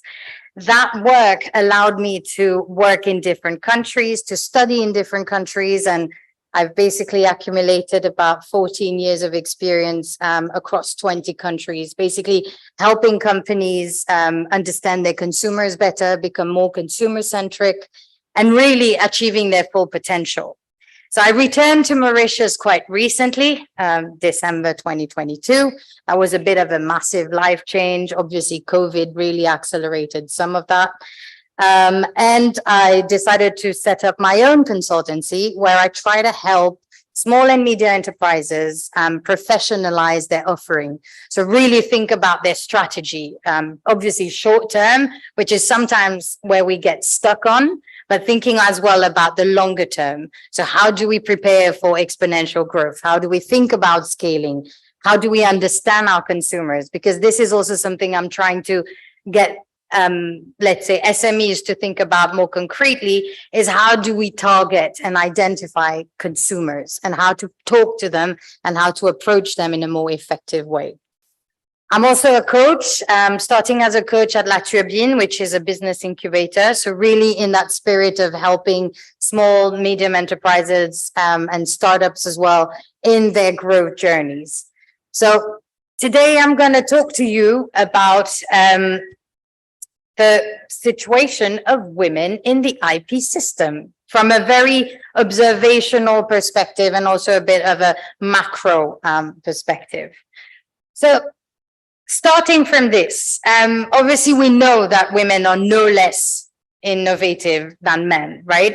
Around the world, there are examples of women that have proved that they are as innovative and as creative as men. And here I've tried to put in a couple of examples of some remarkable women in history that have led to massive creations and innovations in their own fields. And I'm going to leave it there for a bit just for you to have a bit of a scan. But for example, I take the example of Ada Lovelace, for example, who's meant to have developed computer programming back then in the 1800s. She wrote the instructions for the first computer program, but it was the inventor Charles Babbage that was credited with the work. Mary Anderson at the back there, she created windshield wipers back in 1903. She registered it for a patent, but she was not getting any support from industries at the time, from the automobile industry. And that only happened in the 1950s by when her patent was expired. And it was Robert Kearns who was credited with the invention of windshield wipers. Vera Rubin, who is an astrophysicist who confirmed the existence of dark matter in the atmosphere. She was never really awarded for her work. Elizabeth Maggie Phillips down there, who created Monopoly, although at the time it was called the Landlord Games. She was involved in that process, but unfortunately the invention of Monopoly as we know it these days was credited to Charles Darrow, who sold it to different partners and commercialized it. She got the recognition after her death. And these are numerous examples of women in different countries, in different geographies, and belonging to different groups who have had creations. And believe me, there are a lot more of them. I just couldn't fit them all in a slide to do them justice. So if we look about what do these women have in common, is that although they brought their creativity and their innovative thinking to life, these women were often not rewarded, not recognized, although after their death for some of them, and their recognition was often attributed to men, even for some well-known scientists as well. So what I'm trying to get to here is to understand what are some of the factors that actually restrict women entrepreneurs, creators, and innovators from getting the recognition and the reward that they deserve with their creations within the IP system. So what prevents them from benefiting from this system? And I will go on here. So when looking about the reality, the current situation, there are challenges that are contributing to the IP gender gap. Here I'm going to talk about 5 factors, and there are many of them, but these are 5 critical factors, and some of them were mentioned earlier, which is quite nice because it feels like we're all kind of understanding the context here. So obviously, the limited presence of women in STEM fields. And this starts not as women, but we're talking about here the education of young girls. From a young age, girls are less encouraged than boys to experience STEM fields areas, so science, tech, engineering, and maths. And these tend to be very IP intensive fields. So not having girls enter this arena from a young age already implies that they will not be able to participate in the IP system when they get older and benefit from having the IP system work for them. A lack of encouragement. So in the sense that women are less encouraged than men to pursue studies, careers in innovative and creative fields, or to even start their business. Women-led enterprises, and I've observed that quite a bit here, even in the way we talk about it, women-led enterprises are still seen as being more of a hobby. Oh yeah, I do that in my pastime. I started doing that when I was exploring some things. And no, it's not a business. It's a hobby that I do. No, it's not a hobby. It's actually a business. And your goal is to make money. So it should count as a business and it should be encouraged. So not to downplay it. The lack of support, resources, and opportunities. So in the sense that women are less likely to receive the resources they need, for example, access to investors, or even a network. They're not really able to benefit from the network effect of knowing the right people at the right places. And these are needed to succeed in their business ventures, innovative or creative fields. Also, there is a limited representation of women in the legal field when it comes to IP law and when it comes to the legal field of talking about IP. And you mentioned about an IP lawyer. There's not that many in Mauritius, for example. There are very few of them. And just knowing that, and you may ask, why would that be necessary? Well, first is that, at least from a women perspective, knowing that they're in the field, you know that somehow there is an understanding of the challenges of women to become creators, and having women in this field helps. Also, what research elsewhere has shown is that more women in the IP law and administration would mean that when these women move on into creating their own enterprises, they actually bring in this knowledge of IP systems with them. And that really contributes to the growth of this, let's say, ecosystem. And the last one is that, and this is a key one here, is that there is limited knowledge and information on the benefits of IP rights. So generally, whether we talk about a population in general, but also specifically for women, there is a general lack of understanding among innovators, creators, and entrepreneurs around the value of having IP rights and how the IP system works. So looking into the IP system itself, so here I've just looked at, let's say, the 4 major components. So first we have copyrights, which is, as you know, protecting the rights to original artistic works, including literature, drama, and computer software. We've got trademark, which is basically registering a business trademark that can protect a brand, a company, goods, service, phrases, symbols, you name it. Patents, which cover inventions and protect the rights of an innovation. And trade secrets, which protect the proprietary information, including formulas, programs, data, and so on. Ultimately, these are not mutually exclusive, right? So you can work on a strategy that involves various aspects within the system. So, for example, copyright, a startup could set up copyrights, but also trademark their services, their logo, their brand. So these are not mutually exclusive. They can be mixed and combined together. Now, understanding this system has numerous benefits for women especially. So first of all, knowing that you're registered makes replicability by your competitors more difficult. Not only, here I'm talking about replicability, or in other words, cheap copies. This makes it illegal to do that because you're registering this. It gives you a competitive edge. When you talk to your consumers and they know that, for example, you are registered and you are using the IP system to your advantage, it acts as a seal of quality as well to your consumers. And that is very reassuring. And again, that adds to the competitive advantage.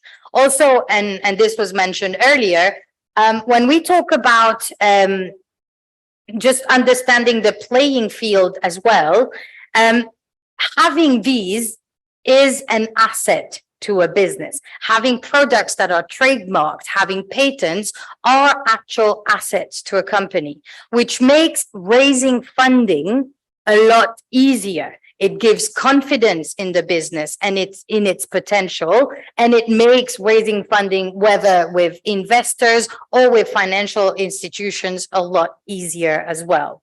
So there are benefits into integrating the system and finding what works best for your enterprise, or for women's enterprise in this case. So I'll leave you here with some final thoughts. So as mentioned, women's presence in the IP system is still relatively limited. There is improvement, but it is slow. And these are due to a number of factors, including societal, educational, and systemic factors. Yet, women entrepreneurs, creators, and innovators have much to gain from understanding how the IP system can work to their advantage. Devising ways to correct this gender gap in IP is not only important to ensure the engagement of half of the world's population, although that is a massive reason. It's also for the benefit of society at large. What we're missing out on is that we have part of the population here, which is developing ideas, developing solutions, but are not recognized for their contribution. They are overlooked or they are undervalued. And we're missing out on this, whether from a scientific perspective, but also from a technological perspective. For businesses, there is evidence, concrete evidence that demonstrate that organizations would improve drastically in terms of their financial performance by having more gender diverse teams. So the lower level of women in the IP system effectively impacts them as individuals, but also us within a society, within economies. And there are numerous studies that have been published around it that, for example, closing the patenting gender gap only could increase GDP by at least 2.7% in a given economy. So just to give you an idea of how critical it is to encourage more women-led enterprises and entrepreneurs to really engage with this IP system and to make it work for them and to adapt it to their business strategy. So that's mostly it from me. If you have any questions. Thank you.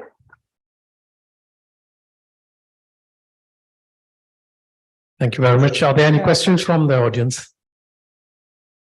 Please don't feel shy. Anyone?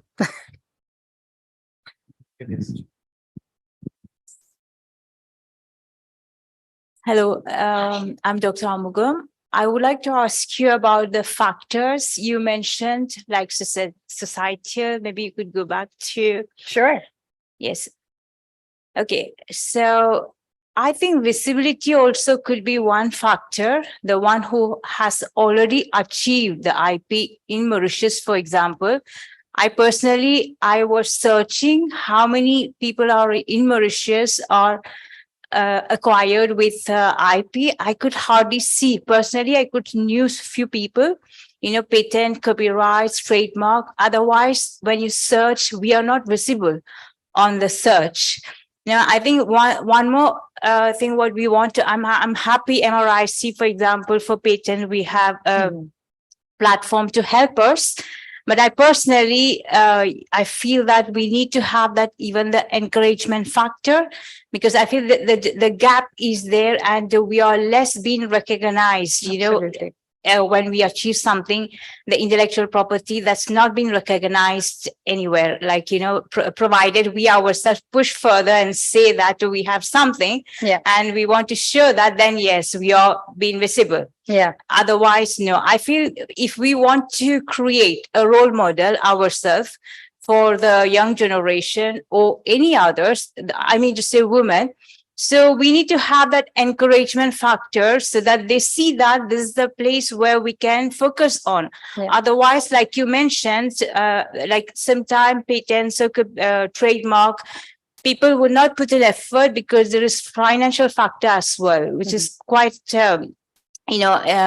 financially, it costs a lot, to work on something. Like the previous speaker, they have said that it is collaborative work, etc. So do you think, do we have any kind of strategy or any kind of that you can put forward to say us that how can we be recognized holding something like an intellectual property? Yeah. Thank you.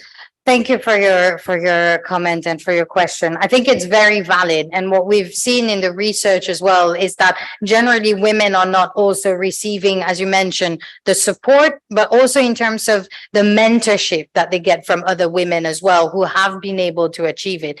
And part of it is due to the lack of visibility. We don't know really how things are working for others. We do not share enough stories around success stories that we share and that are celebrated around women who actually were able to do something. And I completely agree with you. It is important to engage in this let's say way of thinking, but also we've been talking about that earlier as well.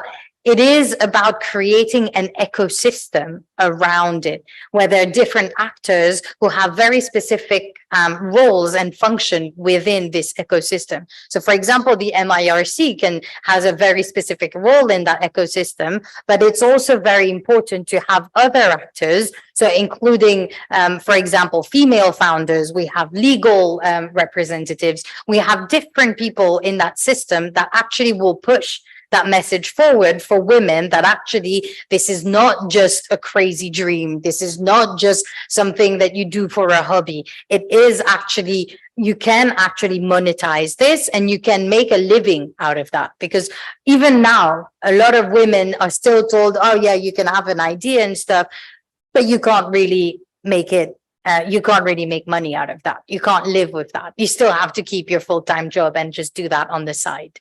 And that's not true, unless you give yourself the abilities to do that. And that in that ecosystem, you also have investors that have to be seen and be visible by these women to understand how to approach these investors, on what attributes, on what criteria these investors are looking at, so that from the beginning, these women can already incorporate that within their ideas and their creations to make sure that they benefit from the investments available to them.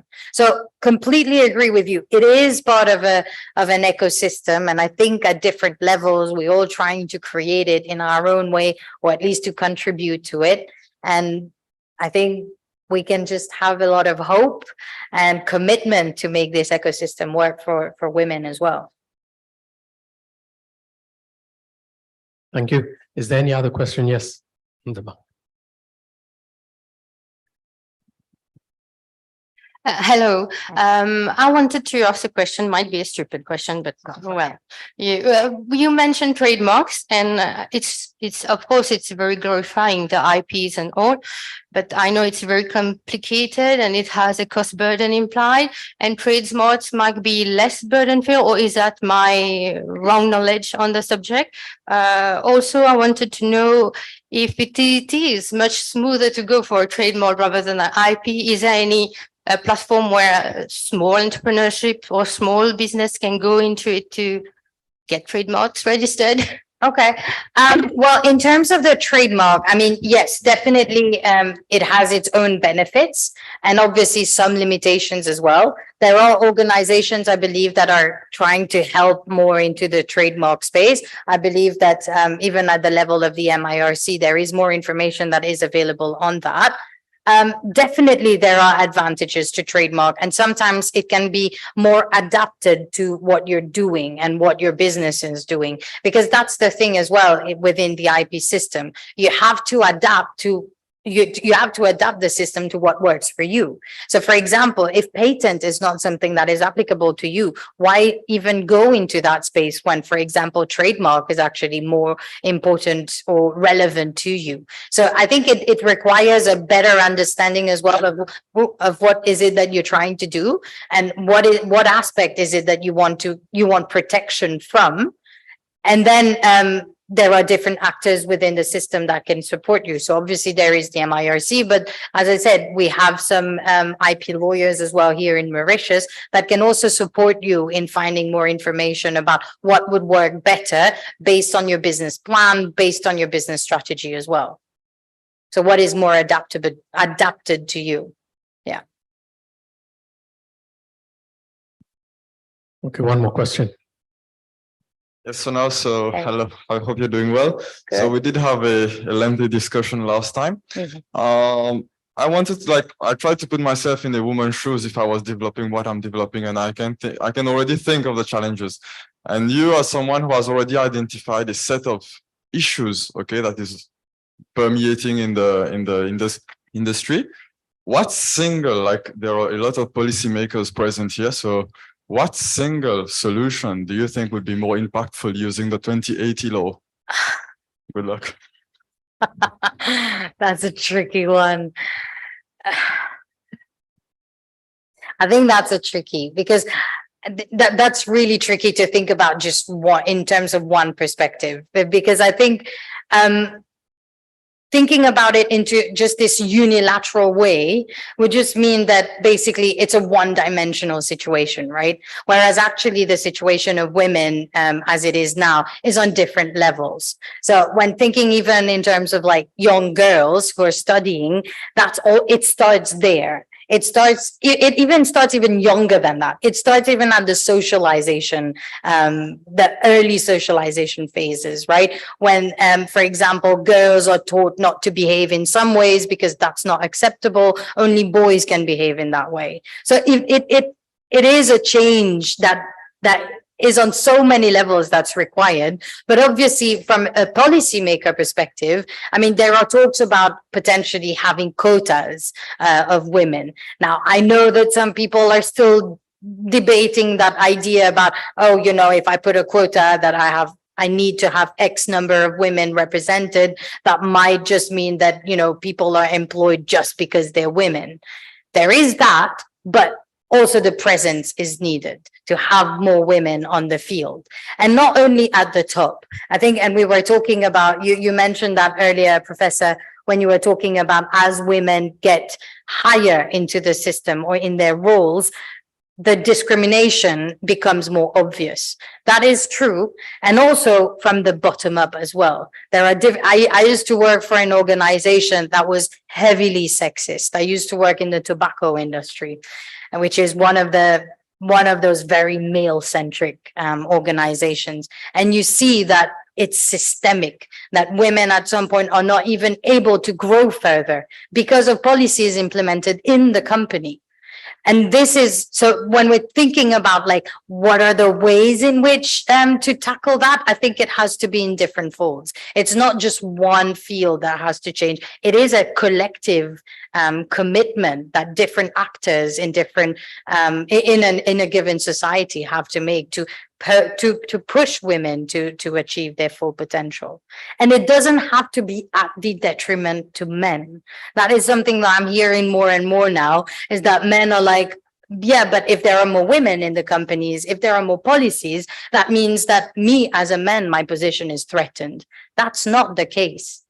All we're doing is redressing the balance, is getting that balance right. But also men have a role in enabling women to achieve their full potential.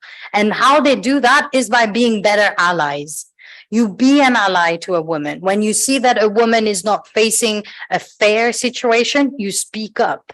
You don't just stay quiet because it works in your advantage. So that's why I mean, it is on so many different levels, and just targeting that one policy, I think is very difficult. I wish I knew the answer, but it's more about getting everyone on board and not seeing it as if women progress, it comes at the detriment of men. That's not the case. This is not what women are generally advocating for, is just to get the recognition that they deserve and be able to achieve their full potential, just as men are.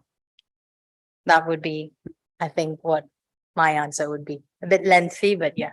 I think like there are like, for example, you mentioned the thing about how you can educate young girls, and I think it's a long-term plan, and the impact is even more compared to more direct implementation on company bylaws and constitution on companies, which are more direct solutions which will affect it right away, but usually tends to hold more resistance because, like you said, men feel threatened by the moment you start giving more rights to women. So yeah, you're right, it is a multifaceted problem, but I wanted to know like if there's a single point where we can like work on for the most impact in the future. And I think the education of young girls is a good start. Yeah, I mean, that is what you would, and if you're thinking about sustainability and sustaining this sort of way of thinking and this, let's say, a society that is sustainable for women and girls, then yes, you would have to start at the very, very young age, you know, from education, but also the way that we educate our girls informally as well, is that you should not be thinking about restrictions on yourself from the beginning. Why? Why say no from the start when actually explore the possibilities? Because this is also in terms of the nature and in terms of the philosophy of creation and creativity, is not to say no. Because this is what stops creativity, is when someone tells you, no, it's too crazy, or no, it's not going to work. So why do that? Why not just let the expression flow freely, but then understand that, you know, try to find like canalize how you do that and find sustainable ways of maintaining it. So I think possibly education is one of them, but there are so many fields. And even in terms of corporate, I mean, yes, policies can fix things, and sometimes it needs to be fixed. You know, when you know that a policy is working against half of your working population or half of your employees, then yes, change the policy. It's as simple as. Thank you very much, Sonal. You're welcome. One last, very quick. Again, it's not a question, but I think just to add on to the debate, because you're right, because what we are talking about is deep-rooted gender roles, which even if you have policies, we have made shifts, but we have still not at an equal level. And it's not only developing countries, but even developed countries, It's still the same situation. So I think one of the challenges is definitely deep-rooted gendered roles. So women don't have the time for business, hobbies and businesses. So they are doing everything, but they still have the major role for caring and nurturing. So that shift is taking, but very, very slow. I think, like Ashna mentioned, the patience, women have patience, but I don't know how long, but I don't think ever seeing us at the same level. Let's hope for the best. Yes. And this is where policy making gets into place, because then you have regulators that are saying that, okay, we know that the situation is as it is, but we're trying to help by having regulations in place to make it unacceptable to discriminate in certain situations. So there should be as well more legal policy as well and regulations that help to move things forward. Because yes, if we wait for things to progress at their own pace, we might be waiting another couple of centuries here. So sometimes it's good to just push a bit and you know, trigger these changes a bit more forcefully. Why not? Okay, thank you very much. Thank you. I think there was a very good reason why WIPO chose this theme. So it's definitely provoking a lot of discussion around the issue, not only of IP, but innovation and creativity. But that's very encouraging for us. Okay, so we are running slightly off schedule here. We will move on to the next phase, where we have our international presenters who are they're already online, they're waiting to join in. So I will ask Karuna if you can introduce the first speaker. There's just a slight change in the order of the presenters.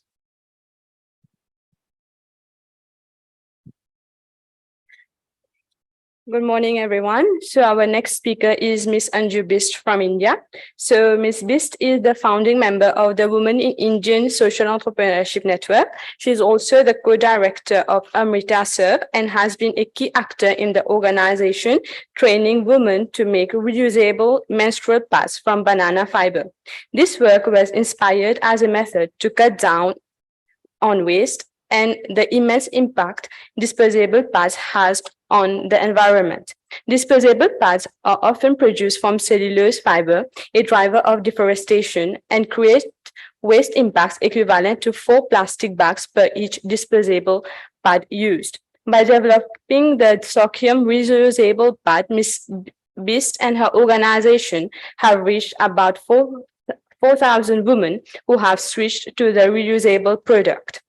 Additionally, the reusable pad was awarded the most innovative product by the National Institute of Rural Development, and Indian news media, namely Times of India and The Hindu, has often referred to Ms. Anju Bist as the pad woman of India. Ms. Bist, you can start your presentation. Thank you. Am I audible? Yes, we can hear you. You can start with your presentation. Okay. Thank you so much for that introduction. And I was listening to some of the sessions, one wonderful discussion on World IP Day. The theme happens to be women. So we are an example of an organization from India that's that has created IP. And I would say we are an NGO. We are not your typical business, but we like to think of ourselves as a startup. So I would say we have successfully commercialized the IP as well. And I'll share a little bit of our story going forward. Are you able to see my screen?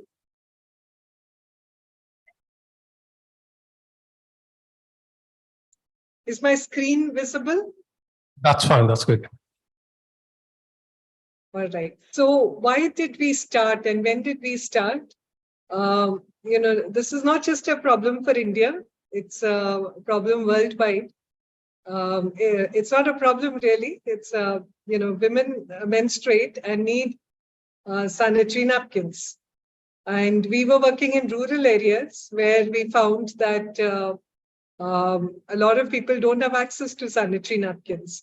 So we started to research this problem a little bit, because what our experience told us was that a lot of the health and education related problems of women and girls in rural India would just go away if they had access to the right products for menstrual hygiene.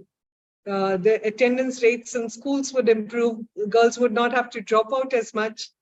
Problems, even problems such as, reproductive health issues, cervical cancer, and so on. The risk for all of those would be lessened if there was proper, if we could ensure proper menstrual hygiene. So in researching this problem, what we found was disposable sanitary napkins are a mix of plastic and a paper-like substance. We all think it's cotton maybe inside our pads that, help them absorb, but not really. It's a material known as cellulose fiber, and it's made in much the same way that paper is made, and by cutting trees. And that's only part of the problem. The other part of the problem is that these are laden with chemical toxins that are very, very harmful for us. Recently in India, 10 brands of sanitary napkins were tested for the first time. 4 of those brands were the so-called organic ones. All of them tested positive for very, very dangerous chemicals that, can play havoc with our endocrine system and so on. So reusable menstrual products are available, are becoming very popular all over the world. I'm someone who was first introduced to them more than 20 years ago when I was still living in the US. And I had bought my first set of reusable pads from them. But they are yet to reach women in a big way. In India, in the last 2 or 3 years, we have had an explosion of these kinds of products. We have about 20 brands if you search on Amazon alone. But these are not available, in stores. They're not available to women in low-income communities. They are not available in rural areas. And that's where we are working. We are the world's first team. All reusable pads are good. All are great. If India has 20 brands, I'm not sure if Mauritius has them. Perhaps they are available in Mauritius as well. All reusable pad brands are great. We are a little bit different because we use banana fiber as the absorbent. And that was the reason for the creation of our IP also. Now, I mentioned earlier that cellulose fiber, it is obtained from trees. Do we have banana trees a lot in Mauritius or no?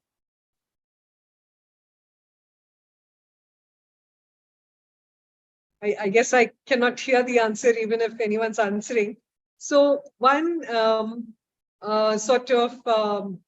one unique feature of the banana tree, if it's an apple tree or a mango tree or any other fruit tree, it will give fruit year after year when the right season comes. But the banana tree only fruits once. It gives fruit, usually it yields fruit in about 8 to 9 months after it's sown, and then it has to be cut down. And it is from these cut trees that the banana fiber is derived. You're not cutting a tree to get the cellulose fiber. So that is the big difference. Banana fiber is also a type of cellulose fiber. It absorbs blood, up to 6 times its dry weight. But that shouldn't come as a surprise, because cellulose fiber from many other trees that are derived from other trees, that's what's used as an absorbent in sanitary napkins. So there are a few teams in the world that are using disposable sanitary napkins, that are making disposable sanitary napkins from banana fiber. We are the world's first team that used it to make reusable menstrual pads. And that was what led to the creation of our IP. We have 2 design patents for this product.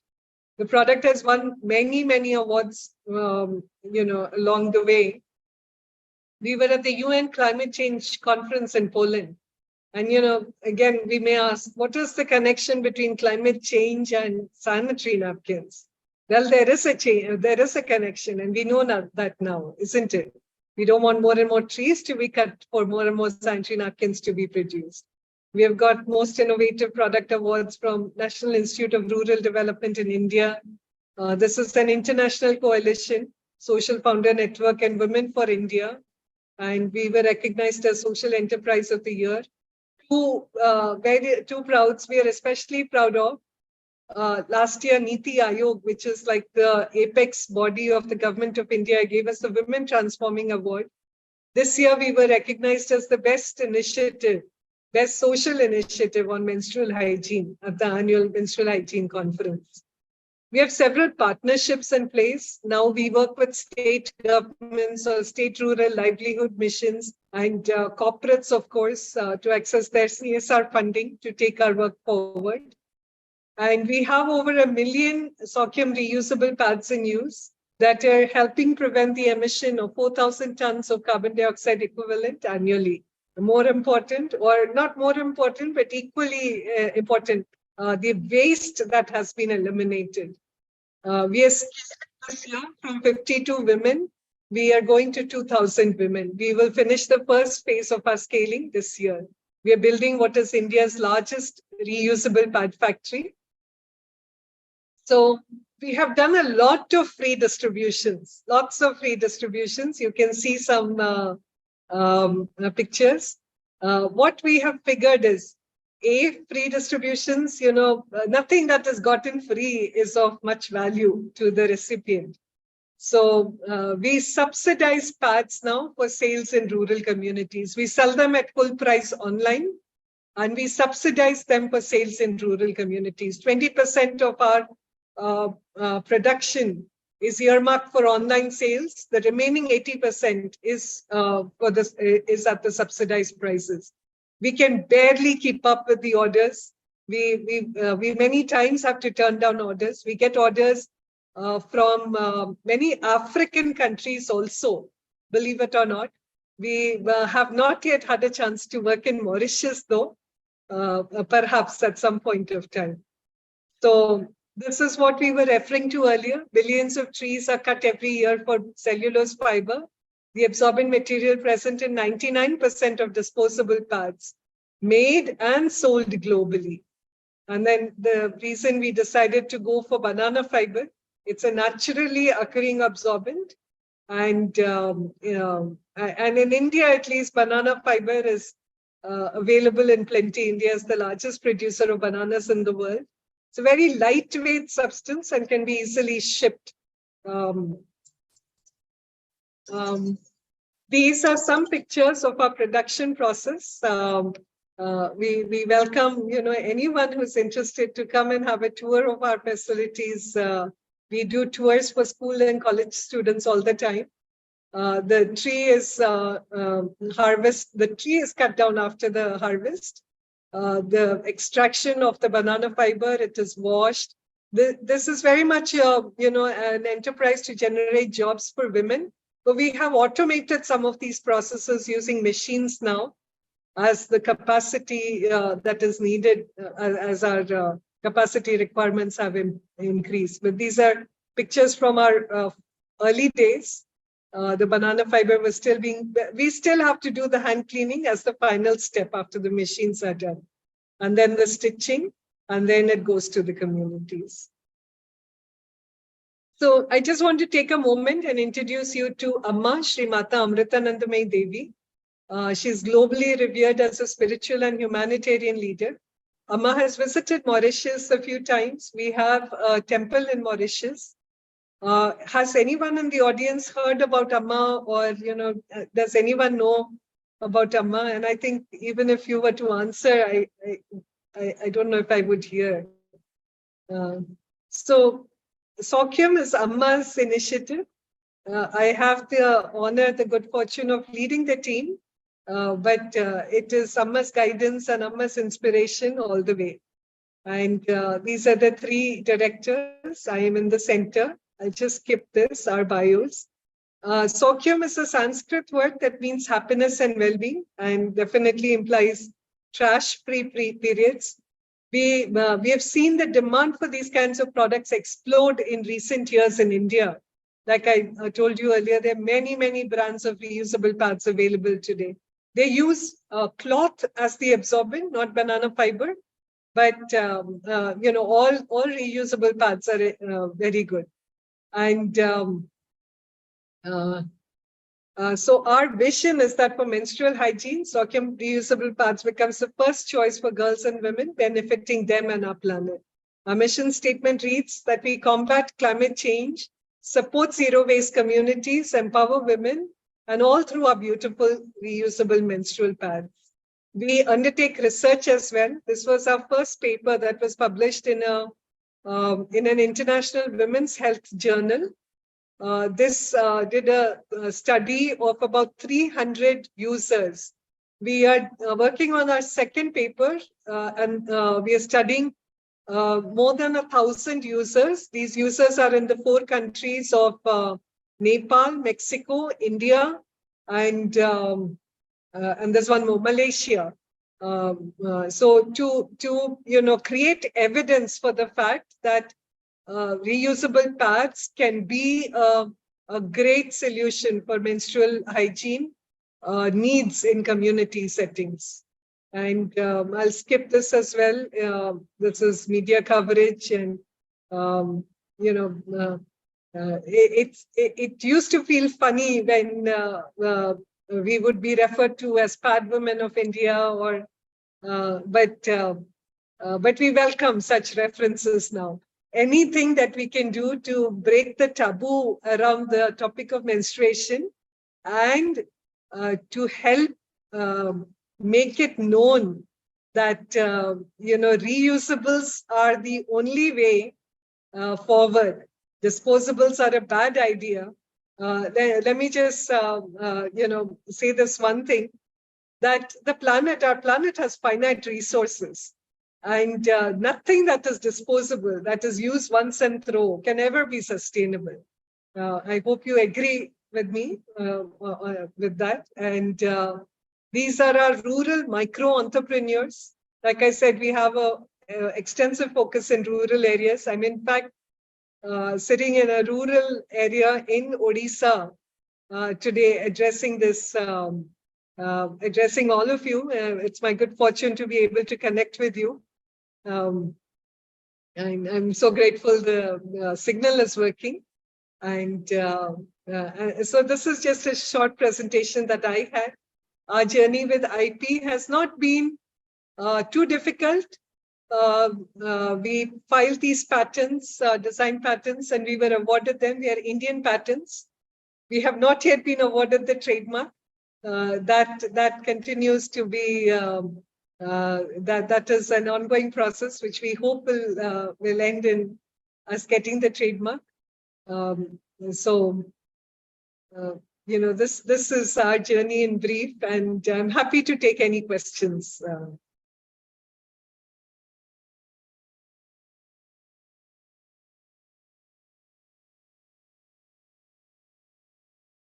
Thank you very much. So we will now open up for questions from the audience. Anyone? Yes. Hello, thank you for your presentation. That was really interesting and inspiring. So what would you say are like, let's say 2 or 3 key challenges that you face in this enterprise and really changing the approach of people when it comes to sanitary pads? Sure. So I think awareness. Creating awareness was the key thing for us. When we got started, we never, as an NGO, we don't have big budgets for marketing and sales. Those are not priorities. I can never get those approved. So our only way to do marketing and sales was to do these awareness workshops. And at first, when we would do them, nobody in the room would have ever heard about reusable pads. And they would agree with everything that we were saying. When we talk about the environment and the environmental damage, and then we talk about the health issues, everything was okay up till the point where we introduce reusable pads. And at that time, people look at us as if we are crazy.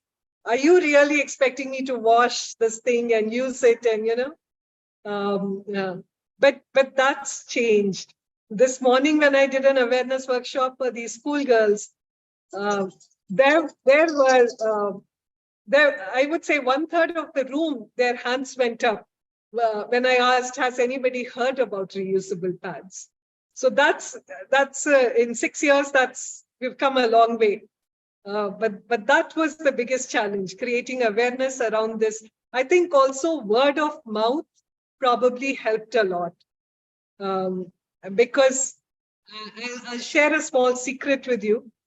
Using reusable pads, our period experience is so much better than using disposables on so many counts. I don't want to, if I get started, I won't stop, but I don't want to get into that. So word of mouth, once people find out how wholesome the period experience is, so that's what I think has helped. Another challenge that has been there for us has been on the production side. We believe in decentralized production, where we are producing, in rural communities near where the pads will be used. And we used to have production centers in 8 states of India. Quality control was a big challenge. Costs were high. We have now, we have this good hub and spoke model, where the pads are semi-finished in the central factory and then sent out to the satellite centers for the final finishing. So that took us a long time to kind of figure out and sort of transition to that model of production. But that's another problem that we faced, and we hope that we are better positioned to solve it now with the new production, decentralized cum centralized production model. Ms. Does Bist? that answer your question? Yes, it did. So we have another question. Can the same product be used to develop diapers? Yes. So excellent question again.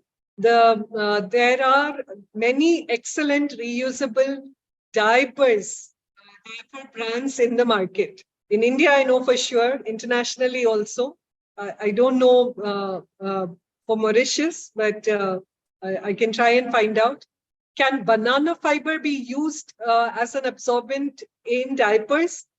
Banana fiber may not be the best product for diapers, but cloth diapers, wherein cloth itself is the absorbent, those diapers are there in the market, and we have excellent reviews for those. Thank you. Do we have any other question? No, I think it's okay. So I think we'll now play the video you sent us for the reusable pads. Thank you.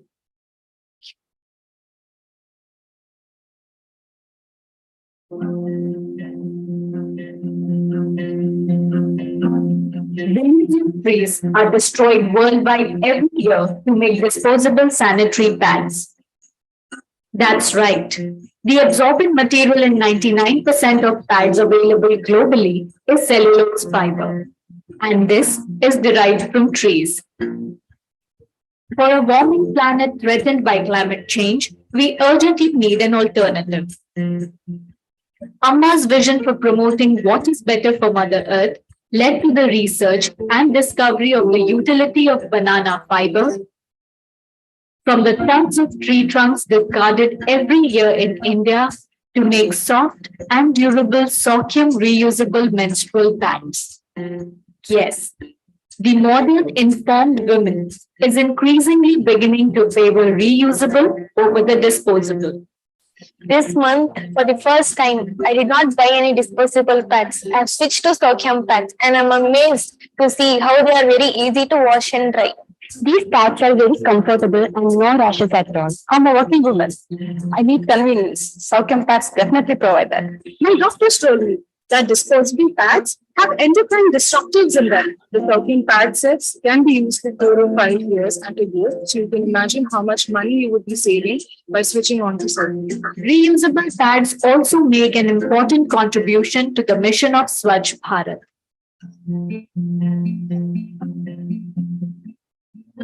പിന്നെ ഒന്ന് പറയാനുള്ളത് നമ്മള് waste മാനേജ്മെന്റിനെ പറ്റി പറയും. It's not enough to manage waste. We also need to stop producing waste. Disposable sanitary pads readily available in the market are not biodegradable and add to the waste in the country. Our ashram has created Sokium reusable pads from cotton cloth and banana fiber. These are helping mitigate the massive problem of menstrual waste. For women in our adopted villages, making these pads has become a means to earn a living. Amrita Sir, the Self-Reliant Village program of the Mata Amritanandamayi Math is providing school and college students with easy access to these reusable menstrual pads that are both eco-friendly and hygienic. Today, Amrita Serve's patented Sokium pads are being used by young girls and older women in villages, towns, and cities across India, and even internationally. Using reusable pads, I'm not contributing to the waste every month that I would otherwise do when using disposable pads. I've been using Sokium pads for more than 1 year now, and I would suggest all women to use it. It's more sustainable for the environment, cheaper, and more healthy as well. I find that they are more absorbent than the pads that I had been using in the US. And although they are reusable pads, after some time, several years, it is nice to purchase new ones. Sokium won the Most Innovative Product Award of the National Institute of Rural Development in India. The project was lauded at the UN Climate Change Conference in 2018 for a sustainable financing model. So we set out to design a reusable pad that women in rural India would actually use.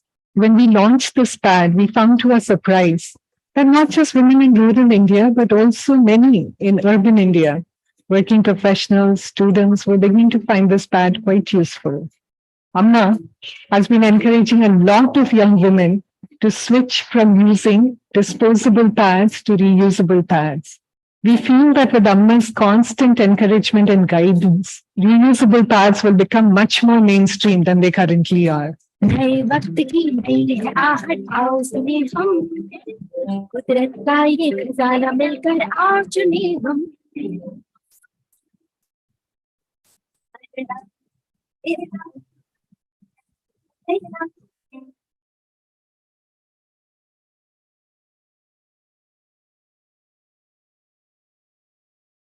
Ms. Bist, we would like to thank you for such an insightful presentation. Now we would move to our next speaker. So Dr. Jayashri has over 25 years of teaching experience and 16 years of research experience. Her areas of expertise include computer networks, wireless networks, Internet of Things, edge computing, running AI and ML applications in IoT, etc., and more specifically in developing IoT-based smart wearable devices for connected healthcare applications. She has so far published more than 300 papers in indexed and peer-reviewed journals and conferences of international repute. Dr. Jeffrey has also published 3 patents in the assistive healthcare domain and has successfully developed innovative wearable devices for healthcare applications which have been adopted by industry for mass production and commercialization. A number of these devices are in service in a few leading hospitals across the state. Dr. Jeffrey, you can proceed with your presentation.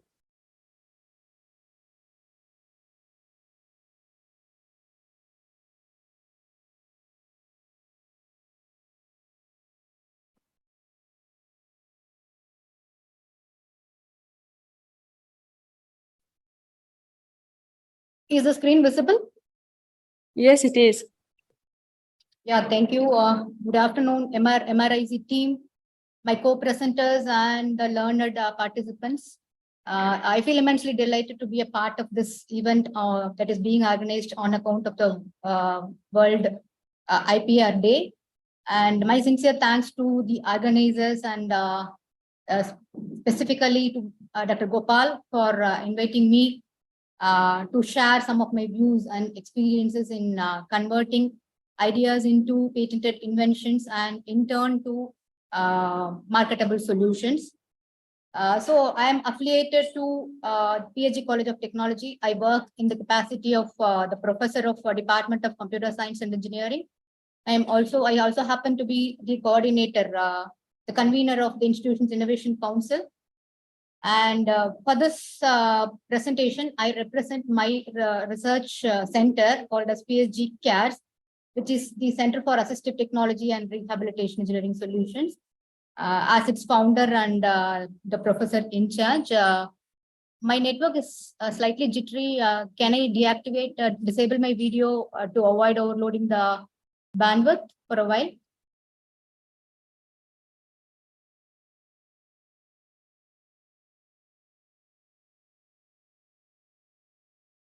Center for Assistive Technology and Rehabilitation Engineering Solutions. PSG CARES is a DST-sponsored center of excellence.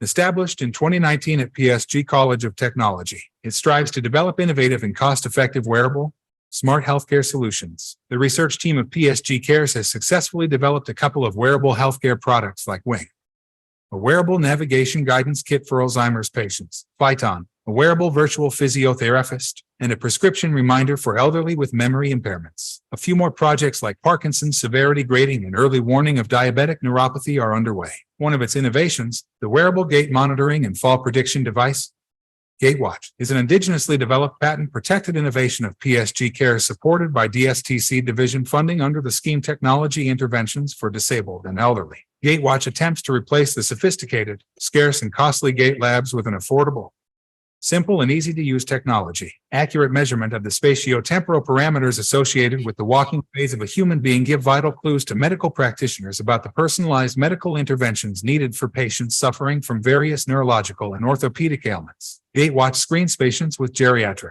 neurological, or orthopedic conditions for their stability problems, resulting in timely identification and avoidance of an imminent fall, thus saving huge cost as well as mental agonies of the family members and caretakers. Falls are a main cause of morbidity and disability in the elderly. More than 1/3 of persons 65 years of age or older fall each year, and in half of such cases the falls are recurrent. Do you know more than 60% of elders above the age of 70 years fall down due to gait imbalance? Of that falls, 80% result in a hospitable injury or fracture. Few of them are fatal as well. Falls may be either due to extrinsic factors like environmental hazards, poor lighting conditions, etc., or due to intrinsic factors like neuromuscular degenerative disorders, weakness due to aging, gait disturbances, cognitive impairments, etc. GateWatch is designed for the second category of falls. It estimates the fall risk score of an individual taking into account all possible intrinsic fall risk factors, including spatio-temporal gait characteristics of the individual accurately captured over a trial walk session. It then provides a combined fall risk score taking into the qualitative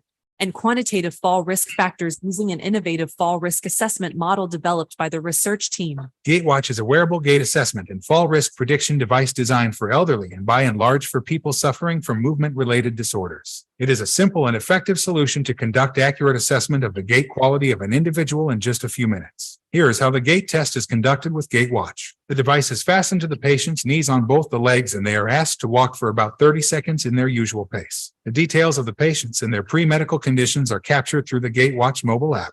Once the brief walk session is over, their gait report is generated, which includes the accurate values of the various gait characteristics, the gait type, and the fall risk score generated using an enhanced fall risk assessment model. It also monitors the effectiveness of the therapeutic interventions and recovery progression. Here are some of the expected beneficiaries of GaitWatch. The device was selected by the DST for mass production and commercialization in May 2020, and a press note in this regard was published in PIB portal of Government of India. On seeing this, Agna Inc. was interested in acquiring the technology from PSG Tech, and an MOU was signed between the college and Agna Incorporation on the 25th of September 2020. The research team obtained the ethical clearance for human trials by Institutional Human Ethical Clearance Committee of PSG Hospitals in January 2021. Since then, field trials and clinical trials are being conducted, and the reports generated are validated by leading medical practitioners. The trials are being conducted at Orthopedic Department of PSG Institute of Medical Science, Salem Neuro Foundation, Stroke Rehab Center of PSG IMSR, as well as in few other physiotherapy centers on more than 700 patients till date.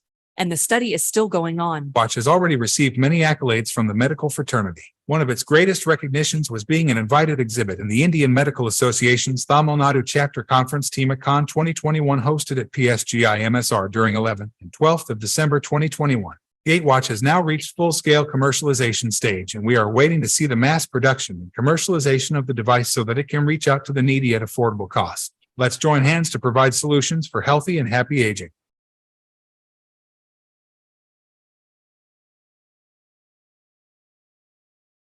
Thank you for playing the video. Actually, the video was supposed to be played towards the end, but anyway, yeah, getting on board with the agenda of today's meeting, let me start with a brief introduction to PSG CARES that was already explained partly in the video. This is a center where all my R&D activities are happening. Then I shall shift my attention to the main focus of today's discussion, my journey of innovation, my experience with technology transfer and commercialization of one of our successful innovative products called as GaitWatch. The center PSG CARES was established in the year 2019. This was actually partly funded by the Department of Science and Technology of Government of India and partly by the college management. The college management was kind enough to allocate a 2,000 square feet dedicated space for my R&D activities in the healthcare domain. And I have a small team of researchers attached to me who are supporting me in my R&D activities.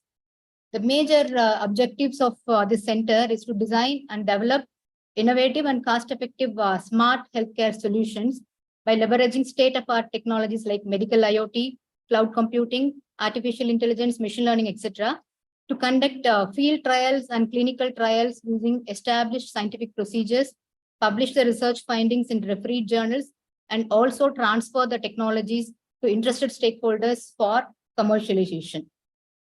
This is a quick snapshot of the major thrust areas of R&D, the major focus area of PSG CARES, in which we have completed a few successful projects in these specific areas. Getting on to the main agenda of today's meeting, GaitWatch, as it was already explained in the video, it is a wearable gait assessment and fall risk prediction device designed for geriatric usage as well as for people suffering from various movement-related disorders. This project was supported by the Department of Science and Technology under the scheme called as Technology Interventions for Disabled and Elderly. Gait analysis, it is actually a technique to study how well human beings stand and walk. The manner in which we stand and walk can reveal some important indications about the neuromuscular or musculoskeletal problems, if any. The manual measurements of these gait-related parameters are time-consuming. They are slightly inaccurate and they are more subjective in nature. Some of the facilities like gait labs, they are very expensive and they are available only in some sophisticated healthcare facilities. And so they are out of reach of the masses. So what is needed is a simple and cost-effective tool to measure and analyze the gait quality of the subject being tested. So hence this gait watch was designed keeping this need in mind. So it is designed to accurately capture the gait parameters of the subject over a brief walk session and gives the report. Gives the result in the form of a detailed gait report of the subject being tested. So in this context, we can say that this gait watch attempts to mimic a miniature gait lab with an affordable, simple, and easy to use wearable technology. And another related problem is the falls in elderly. So as far as the elderly population is concerned, fall is one of the serious health threats. Older adults with 65 years of age or above, they are more prone to falls, and falls are a leading cause of death in older adults, and preventing them from an imminent fall is of paramount interest to their family as well as to their caregivers. And here you can see some of the stats related to geriatric falls. So keeping in mind the importance of the elderly falls and the need to prevent them from falls, the Center for Disease Control and Prevention, CDC, and the American Geriatric Society they've come up with a project called a STEADY project, and they have initiated this as a nationwide movement. And they recommend, according to this project, they recommend yearly fall risk assessment screening for all adults of 65 years of age and older. So the STEADY project contains three major elements, three core elements, namely screening, assessment, and intervention. So screening is done through a series of questionnaires regarding their inherent fall risk factors like aging, their primary medical conditions, and so on. So if the screening shows that you have risk factors for fall, then you may need a detailed assessment, fall risk assessment. So we feel that this gait watch perfectly fits in here to conduct a detailed gait assessment test, which is followed by a fall risk stratification. That is, a subject will be classified into different fall risk categories like low fall risk, medium risk, and high risk. And next phase is the intervention phase, where appropriate mobility support aids can be recommended for those assessed with high fall risk. So for both these problems which are just stated, the gait analysis and the fall risk prediction, we believe that this gait watch is a simple wearable solution which is affordable, cost effective. So it estimates the fall risk score of the subject by taking into account all possible intrinsic inherent fall risk factors like aging, their primary medical conditions, the fall history, and so on, and the gait characteristics of the individual that is accurately captured over a trial walk session, a brief walk session. That is, the gait watch is, the subject is made to wear the gait watch on both the legs just below the knee, and they're asked to walk for 30 seconds to 1 minute. So at the end of the walk session, it provides a combined fall risk score, taking into account the qualitative as well as the quantitative fall risk factors using our own patented optimized fall risk assessment model. So this is how the gait report is generated. So this is the mobile app through which all the the inherent fall risk factors and about the demographics of the patient are being captured. And this is the kind of report that is getting generated. And here is a list of expected beneficiaries. It is mainly designed for geriatric usage. It is also useful for patients with post-operative conditions, physically challenged and special children with gait impairments, patients suffering from Parkinson's, stroke, dementia, and other neurological disorders. And it is mainly useful for patients under rehabilitation. So we are often faced questions like, well, what are we going to gain by the gait report? So primarily the information gained from the understanding of the motion related parameters can improve patient care and outcomes. So when we understand different movement patterns in an abnormal gait, appropriate personalized treatments can be planned. So it is mainly used to assess the efficacy of various therapeutic interventions that are being used. So to monitor the progress of the gait recovery in conditions like post-operative and sports rehab applications. So apart from clinical applications of gait analysis, it is also useful in it finds its application in foot biomechanics and in footwear design as well. And this is a list of customers expected customers. Having discussed about the problem, the need to design such a wearable solution and its market need. Now let me shift my attention to the commercialization stage of GateWatch.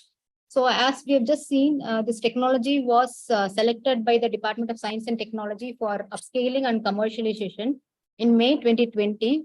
And a press note in this regard was published in the Press Information Bureau portal of Government of India. And subsequently on seeing this, one company called Agna Incorporation, who were interested in venturing themselves into medical electronics, they showed interest to acquire the technology from us, and they got the manufacturing and marketing license from us. So an MOU was signed to this effect in September 2020. And they also received incubation funding by Ministry of Electronics and Information Technology, MeitY, under Medical Electronics Startup Funding Scheme, which is called as TIE 2.0. And we also got ethical clearance for human trials in January 2021. And thereafter we conducted rigorous large-scale field trials and clinical trials in various leading ortho and neuro hospitals across the Tamil Nadu region. So after successful trials, after successful clinical trials and the results were validated by physicians, we conducted statistical tests, hypothesis testing to verify whether our stated hypothesis is, of course, validated by the field results. So after the clinical trials and successful validations of results by the clinicians, we launched the product in the market in January 2022. And we are happy to say that this device is in service in around 10 to 15 ortho and neuro hospitals across Tamil Nadu. And also, after the launch, we keep participating in various medical camps, medical conferences to spread awareness among the medical fraternity about the usage of this device. And so this is the journey of the GateWatch. In September 2020, the technology was transferred, and then the startup, the Agna Incorporation, they got incubation funding from MeitY. And in the meantime, we strive to elevate the TRL4 early stage prototype to a TRL7 prototype after completing the wearable device testing. Because this being a wearable device, we had to obtain the ethical clearance initially for conducting human trials. So we got it in the year 2021, and we had to conduct the EMA-EMC testing because this is an electronic wearable device. So we conducted EMA-EMC testing as well as other biocompatibility testing for the material outer cabinet that is being used. And thereafter, we conducted large-scale clinical trials. And after gaining sufficient confidence, we launched the product into the market. And in the meantime, this technology was selected by Stanford University's Seed Spark South Asia Startup Mentoring Program under the most promising futuristic healthcare technology category. So the USP of this product is this is the first of its kind in the Indian market. So there are no alternatives available. So that is the unique advantage of this particular product. There are a few import substitutions that are alternatives that are available, but they are we understand that they are exorbitantly highly priced. So this is considered to be a cost-effective alternative to even the sophisticated gate labs, which is obviously out of reach of common public. So this device could be introduced as a routine clinical procedure for gait evaluation in especially in movement disorder and rehab clinics, which gives an image booster to those clinics. And as far as the IP assets that are created, so as we have been as we are aware of, one single product can be protected with multiple IPs. So as far as this particular device is concerned, we protected, we tried to seal the technology in 2019, even before the TRL4 prototype was developed. Once we devised the methodology, we tried to protect it. We applied the patent for that in 2019. And then we coined this term gate watch, and we wanted to develop this as a brand. So we wanted to seal that under our name. So we filed the trademark. We registered a trademark for this particular word mark gate watch and its logo. So we got it granted. The trademark is now a registered trademark. And we also obtained the design patent. So we registered this, the outer appearance, the design of the device, its outward appearance, the ergonomics, the aesthetics aspect of it. So we wanted to protect it under industrial designs category. We got it granted recently, and the software. We have applied for the software copyright. We are yet to, it is under the scrutiny stage, we are yet to hear from the IP office. Hopefully we'll be getting it through. So these are the various IPs under which this device is already protected, and we are also hopeful of getting an SIC LDR, which is nothing but semiconductor layout design registry, which is used to protect the electronics, that is the circuit design, the semiconductor design, the layout could be protected under SIC LDR, and we are yet to register this SIC LDR patent. These are the certificates. So my industry partner, Agna Incorporation, so this is the sales projection worked out by them. So currently we are, the percolation of the device is within the South Indian states. So we are hopeful of distributing this device in other parts of India as well. And slowly we try to bring it in a widespread manner. And this is the sales projection that is worked out by the industry partner. So I think we have already completed the presentation. One more video is there. If time permits, I think we can play that video as well. And with a sincere acknowledgement of all my sponsors and the funding agencies, the Department of Science and Technology, the MIT, the PhD STEP is our incubator. The PhD CATS is my research center, my post institution PhD College of Technology. So, let's on this day, let's nurture our innovative mindset and generate as much IP as possible, and let us carefully preserve and protect our intellectual properties. I think with these few words, I'm closing my presentation. If time permits, we can also play the other video as well. Yes, Dr. Jayshree, we can play the second video. Yeah, I'll stop sharing my screen. Yeah, thank you.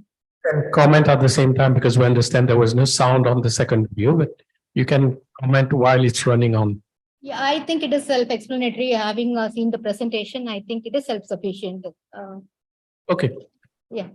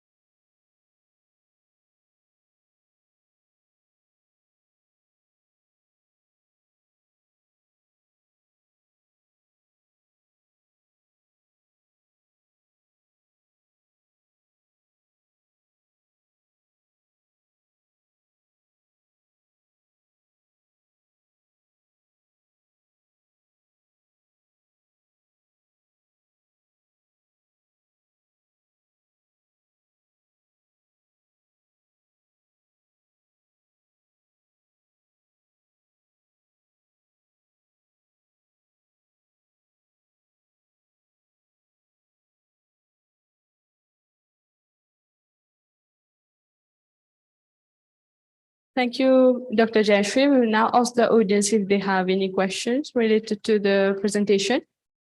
Yeah, thank you very much for the opportunity given. We have one question. Hello, doctor. I wanted to ask you a question regarding because we're also working on the development of a technology record relating to biomedical. The question was like, what was the time frame of getting your ethical clearance for large-scale human trials?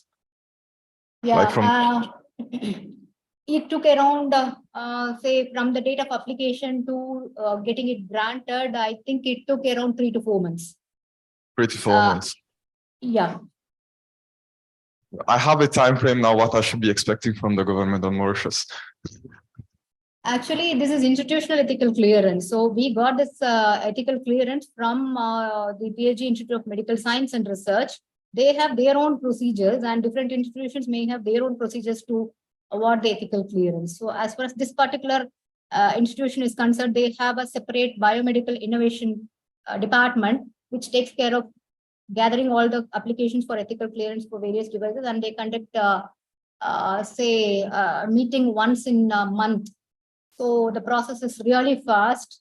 So we were able to get the ethical clearance in a time frame of say 3 to 4 months. That's impressive. Thank you very much, doctor. Thank you. Do we have any other question? So I think there's no more questions. So thank you, Dr. Jayashree, for accepting our invitation to participate in this event. It was very interesting indeed. Thank you. Thank you. It's my pleasure. Thanks again for the opportunity.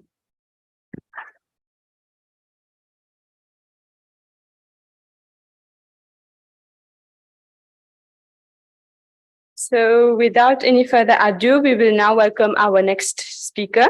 So Ms. Zografa Jansen is a legal officer in WIPO's Traditional Knowledge Division. Prior to joining WIPO, she was a lecturer in intellectual property law at the University of Reading in the UK and a visiting lecturer in trademark law at King's College London and Queen Mary University of London. Ms. Zografa Jansen holds an LLM in IP law from University College London and a PhD from Queen Mary. Her thesis focused on the use of existing intellectual property rights to protect traditional cultural expressions. Ms. Jansen, you can proceed with your presentation. Many thanks and good morning, everyone. Can you hear me? Yes, we can. Good morning. Great. It's a great pleasure for me to be with all of you today on the occasion of World IP Day, and especially this very important theme, which is women in intellectual property. I'm happy to see that. I was very happy to follow the very interesting and engaging and motivating presentations before.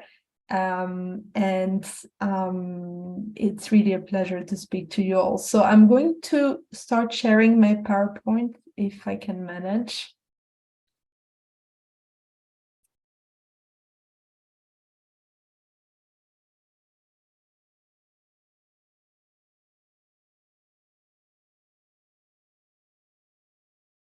And you can tell me if you see it well.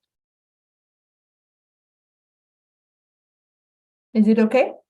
Yes, that's fine. We can see it. Okay, great. All right. So I was asked to participate in today's meeting to talk about a program we have here in WIPO in the Traditional Knowledge Division. So I'm a senior legal officer in WIPO in a small division, which is called the Traditional Knowledge Division.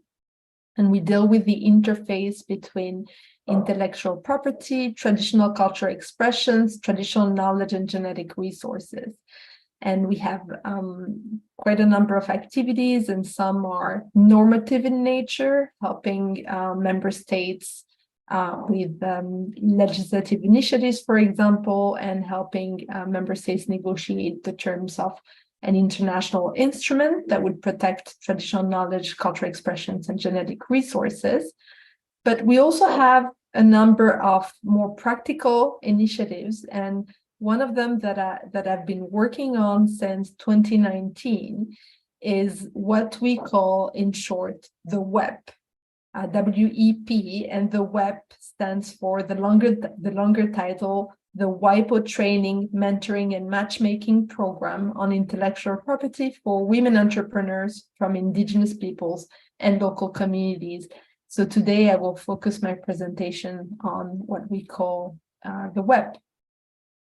So the WEP basically has one key objective, and this is to encourage women entrepreneurship, innovation, and creativity that is related to traditional knowledge and traditional cultural expression, and to do so by strengthening the capacity of Indigenous and local community women entrepreneurs to make strategic and effective use of intellectual property tools in order to support their businesses.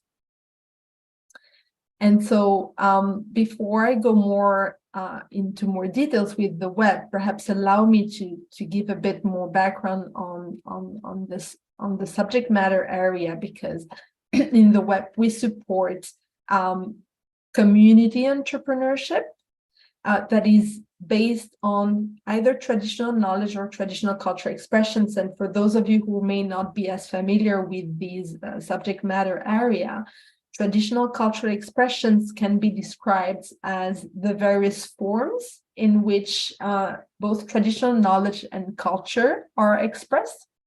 And these may be either tangible things like handicrafts and arts and paintings and various traditional crafts, but they also can be intangible in nature. And these can be, for example, a traditional tale that is not written in a material form.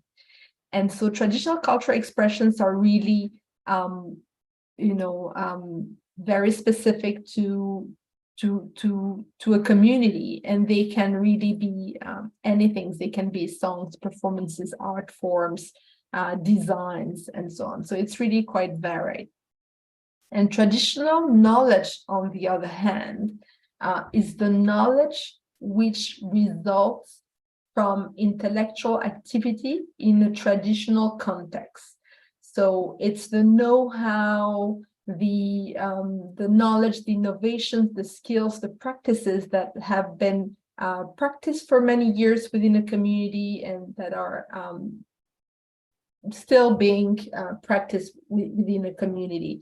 And both traditional knowledge and traditional cultural expressions as such it's difficult to protect them with the existing intellectual property system, because sometimes they don't fulfill the conditions for protection.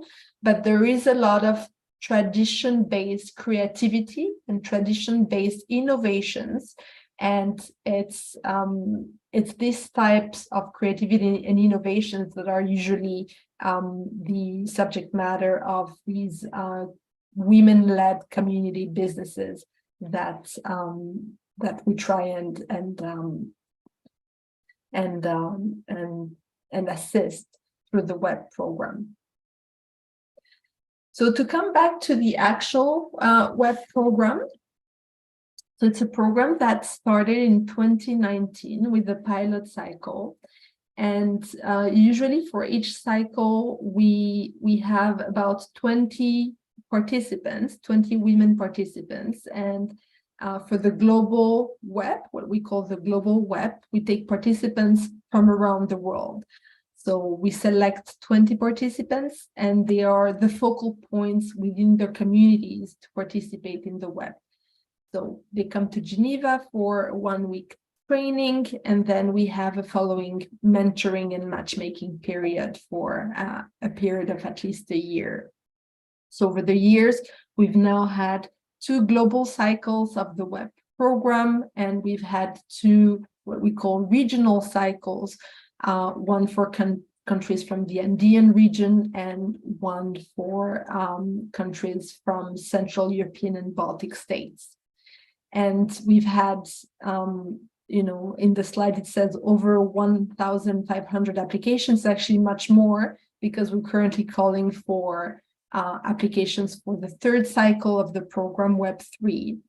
And the deadline for applications is the end of this week, actually. So if there is any interest, there's still time to apply. So far we've had almost 90 participants in global and regional cycles of the programs, and they come from 51 countries.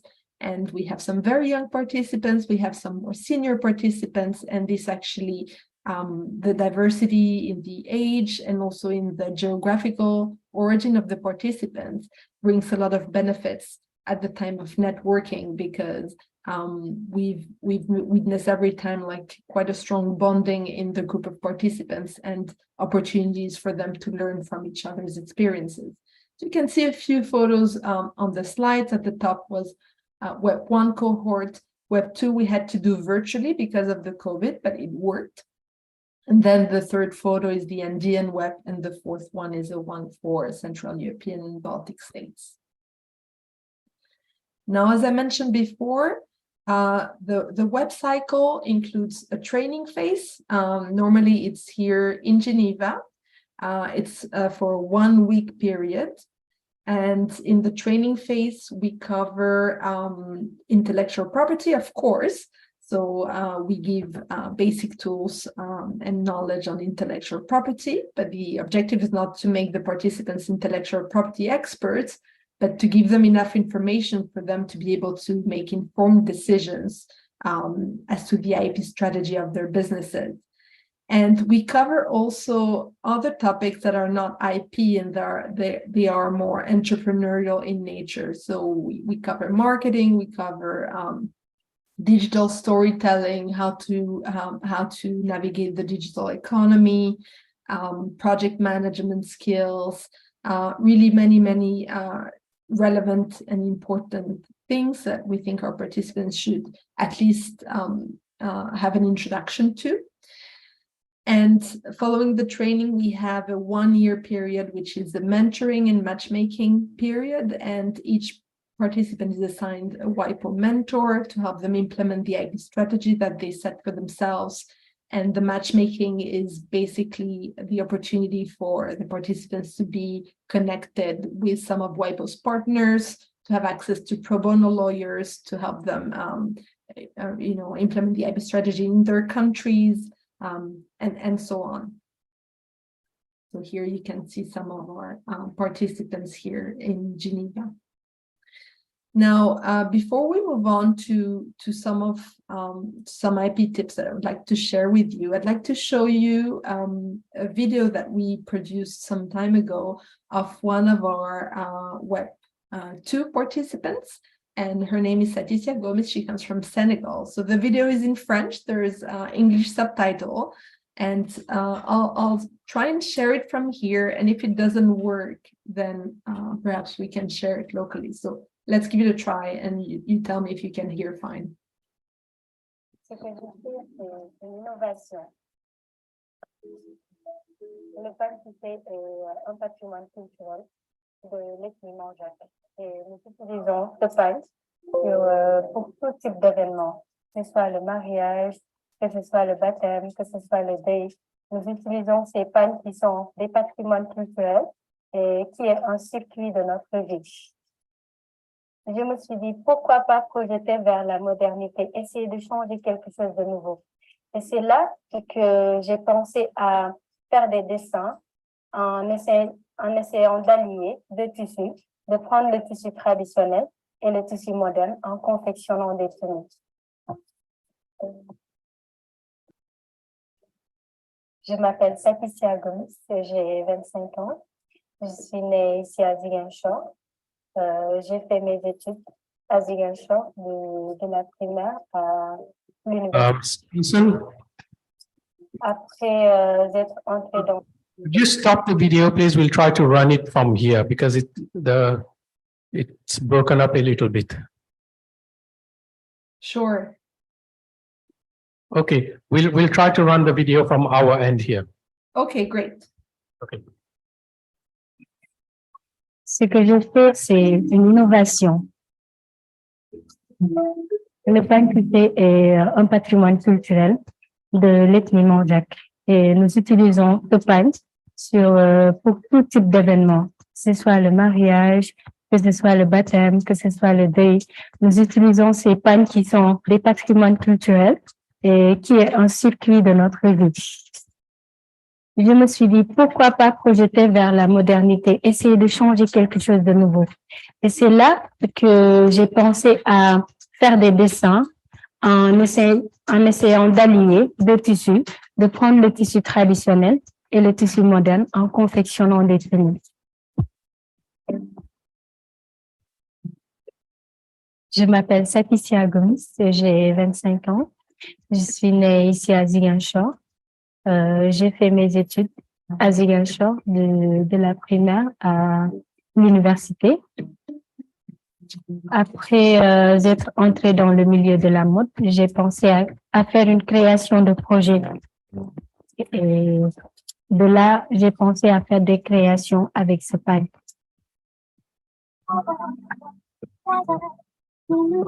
Ma maman, elle est très fière parce que ça fait des années qu'elle tisse, qu'elle fait la finition des pagnes, mais que jamais elle n'a entendu une personne parler de création avec le pagne.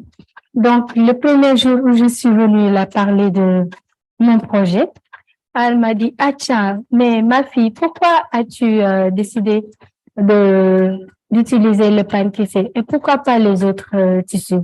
Je lui ai dit, maman, pourquoi pas créer une tenue avec laquelle on peut sortir, être à l'aise dehors et montrer la fierté de notre culture.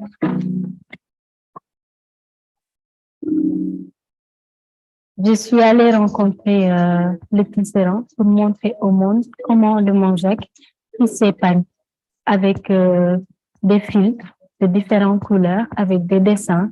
Le Monjac le fait avec ses mains à main levée. Et c'est une tradition qu'on les a appris depuis leur enfance et ça passe de génération en génération. Le commerçant, lui, il commercialise le pagne qui n'est pas encore fini.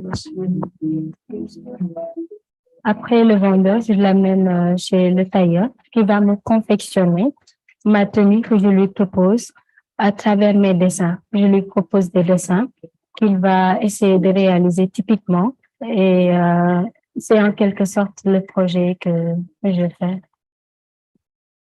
Mais savoir aussi qu'il est possible d'entreprendre avec nos atouts culturels. C'est important de créer sa marque, mon logo, parce que ça nous permet d'avoir un signe d'appartenance. Déjà, quand on crée notre marque et qu'on l'enregistre, ça nous permet de protéger non seulement notre projet, mais qu'il n'y ait pas de copie par rapport à notre projet. Et c'est pour cela que je me fie souvent de l'OMPI, l'Organisation mondiale de la propriété intellectuelle, qui aide les gens à comprendre le processus d'enregistrement de la marque, mais également qui aide à protéger le projet. Ce que j'ai appris, c'est que rien n'est impossible dans la vie. Et quand on veut faire quelque chose, il faut la foi, il faut l'amour, c'est ce que l'on fait. Mais je me suis dit, en tant que jeune, je dois être un exemple pour les autres. Je dois être une fierté pour ma communauté mondiale. Et je dois aussi créer quelque chose de nouveau.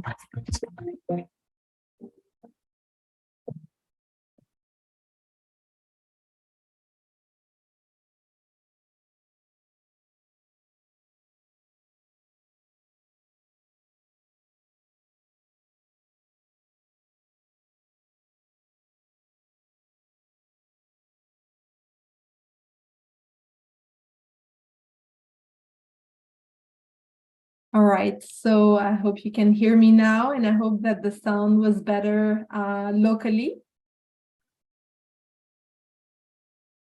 Yes, that was much better from our end, and it's okay. We can hear you now. Okay, great. So I was happy that I was able to show one story that's one of the many stories of our program participants, and it's one that I like a lot. With Satis's story.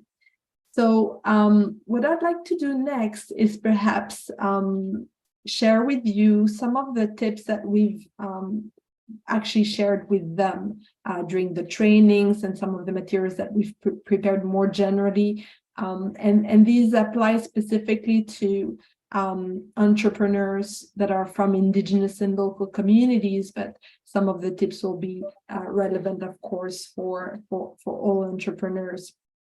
So we have prepared this resource, which is actually available in many languages, of top tips. And this is really like a starting point, sort of like a mental note to have, to be able to keep in mind and to recognize easily what are some of the intellectual property assets of any small business, and to recognize that these are assets and they may be worth really protecting and looking into that.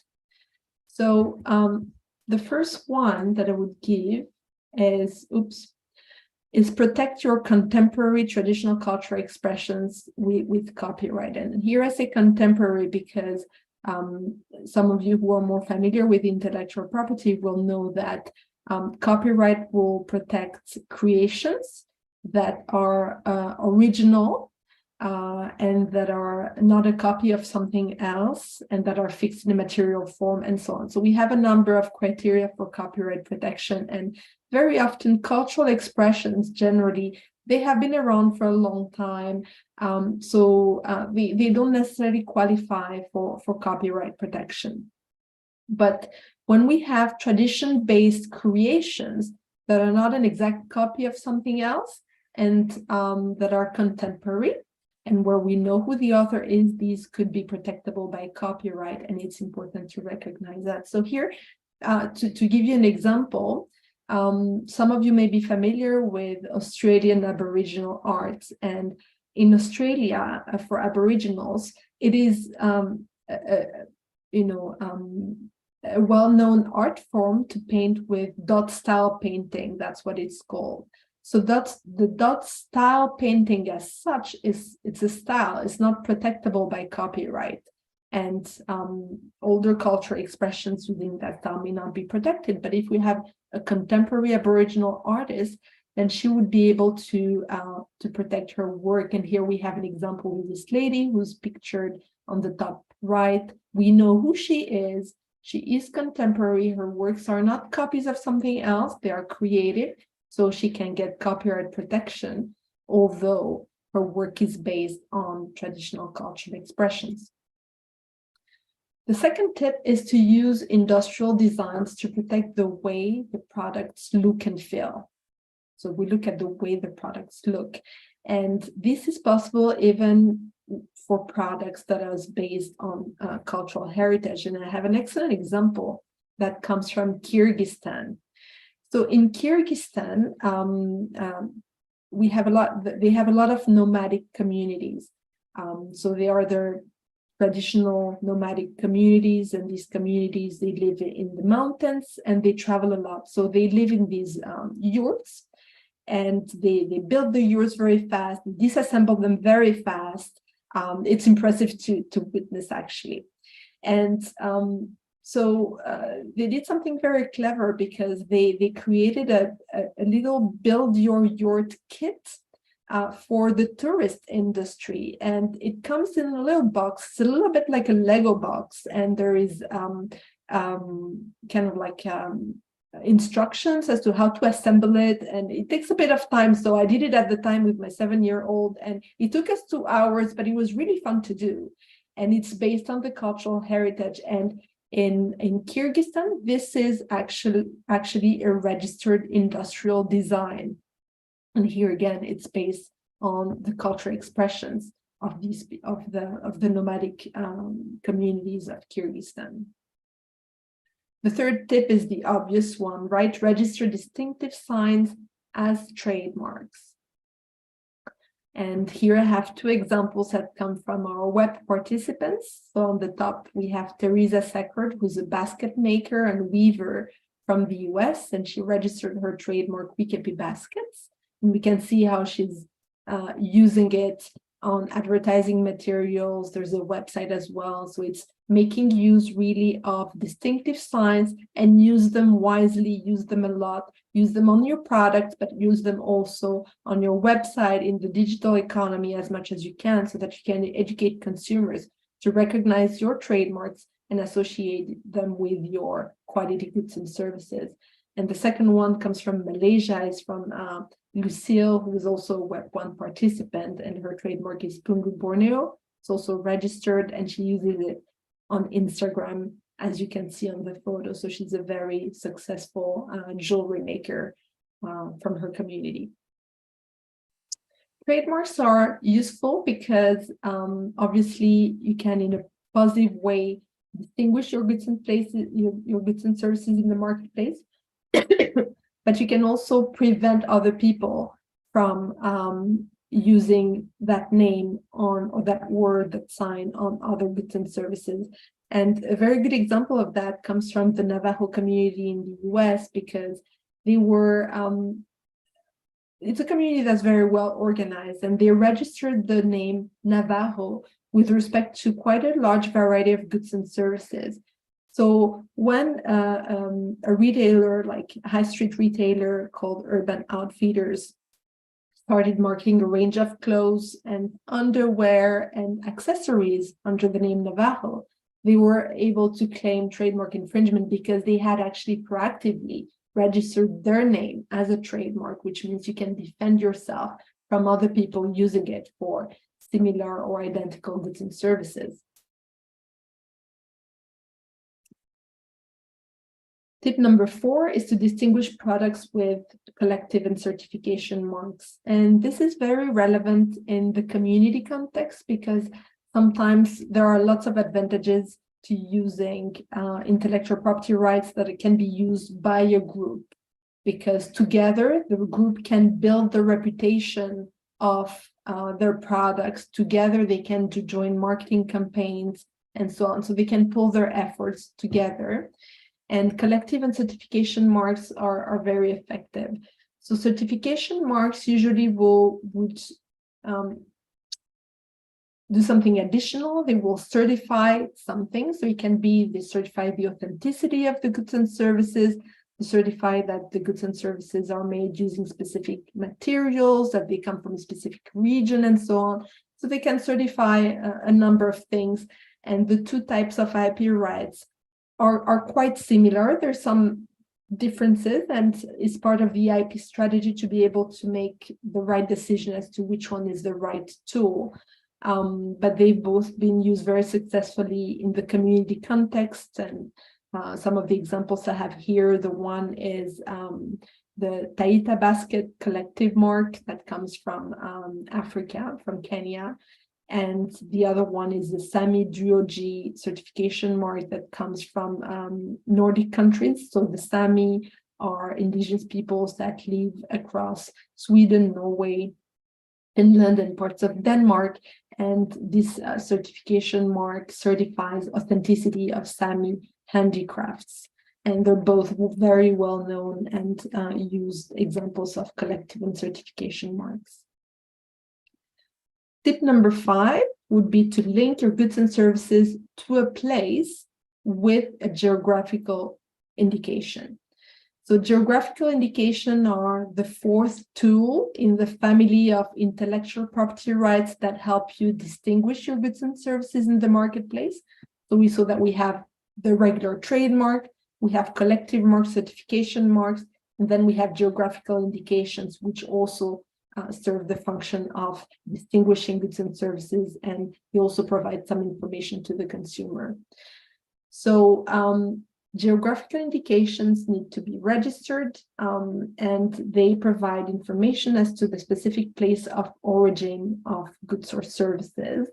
And in order to obtain a geographical indication, you would need to have goods that originate from a given location, but in addition that have specific characteristics because they come from that location. And this can be due either to natural factors or to human factors. So to natural factors, for example, they use specific raw materials that only originate from that region, that have something different.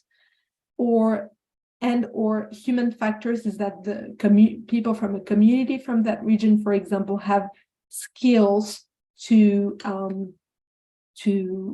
know how to process these raw materials to transform them in some products.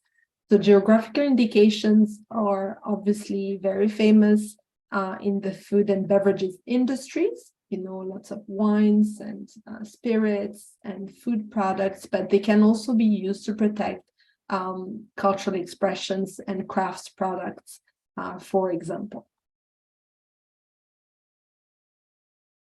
Protect your innovations based on traditional knowledge, and that would go more into the patent area, potentially. So you may have traditional knowledge as such would not be protectable by a patent, because in order to be protectable by a patent, an invention needs to be new, capable of industrial application. There needs to be inventiveness. So you need to add something to the state of the art. But if you have tradition-based innovation, so yeah, we have the traditional knowledge that's been around for a long time within a community, but if they make something in addition, so there's an additional step, an additional innovation to that traditional knowledge, this could potentially be protectable with a patent. And finally, tip number 7, which is, I think, very important for everyone, is to keep important information confidential with trade secret. So sometimes it's a balancing exercise for a business to know, you know, should I protect it with a patent? As you may know, if you want to patent an invention, you need to disclose this invention. You need to explain in quite a lot of detail how the invention is made. And patents will have a time limit of about 20 years in most jurisdictions, after which your invention is in the public domain and everyone is free to use it. So sometimes it could be a different decision, a better decision to perhaps just keep this information confidential so that you can have it for a longer period of time. So confidentiality, it's a relative concept, but generally speaking, for a business, it's important to sort of like assess what is the information, what are the intellectual assets that I have, and which of those should only be shared with very few people, if at all. What really gives me a competitive edge, and to value that information and really to protect it, to take measures to keep it confidential. And finally, we've heard that a lot today, the importance of partnerships, right? Together we are stronger. Partnerships and networks are very important. And so from an intellectual property perspective, it's also important to protect your interests in the context of collaborations and partnerships. And this could involve asking yourself some of the following questions. So for example, what is your relationship with your partners? What information should be kept confidential? What kind of outputs do we foresee could result in intellectual property rights? So are we working on an invention together, some new designs perhaps, and so on? Are we going to use the same trademark? Will those have sufficient commercial value to justify the expense of asking for applying for an IP rights? And if so, then who will apply for the IP rights? Is it me? Is it my partner? Who will own the IP rights?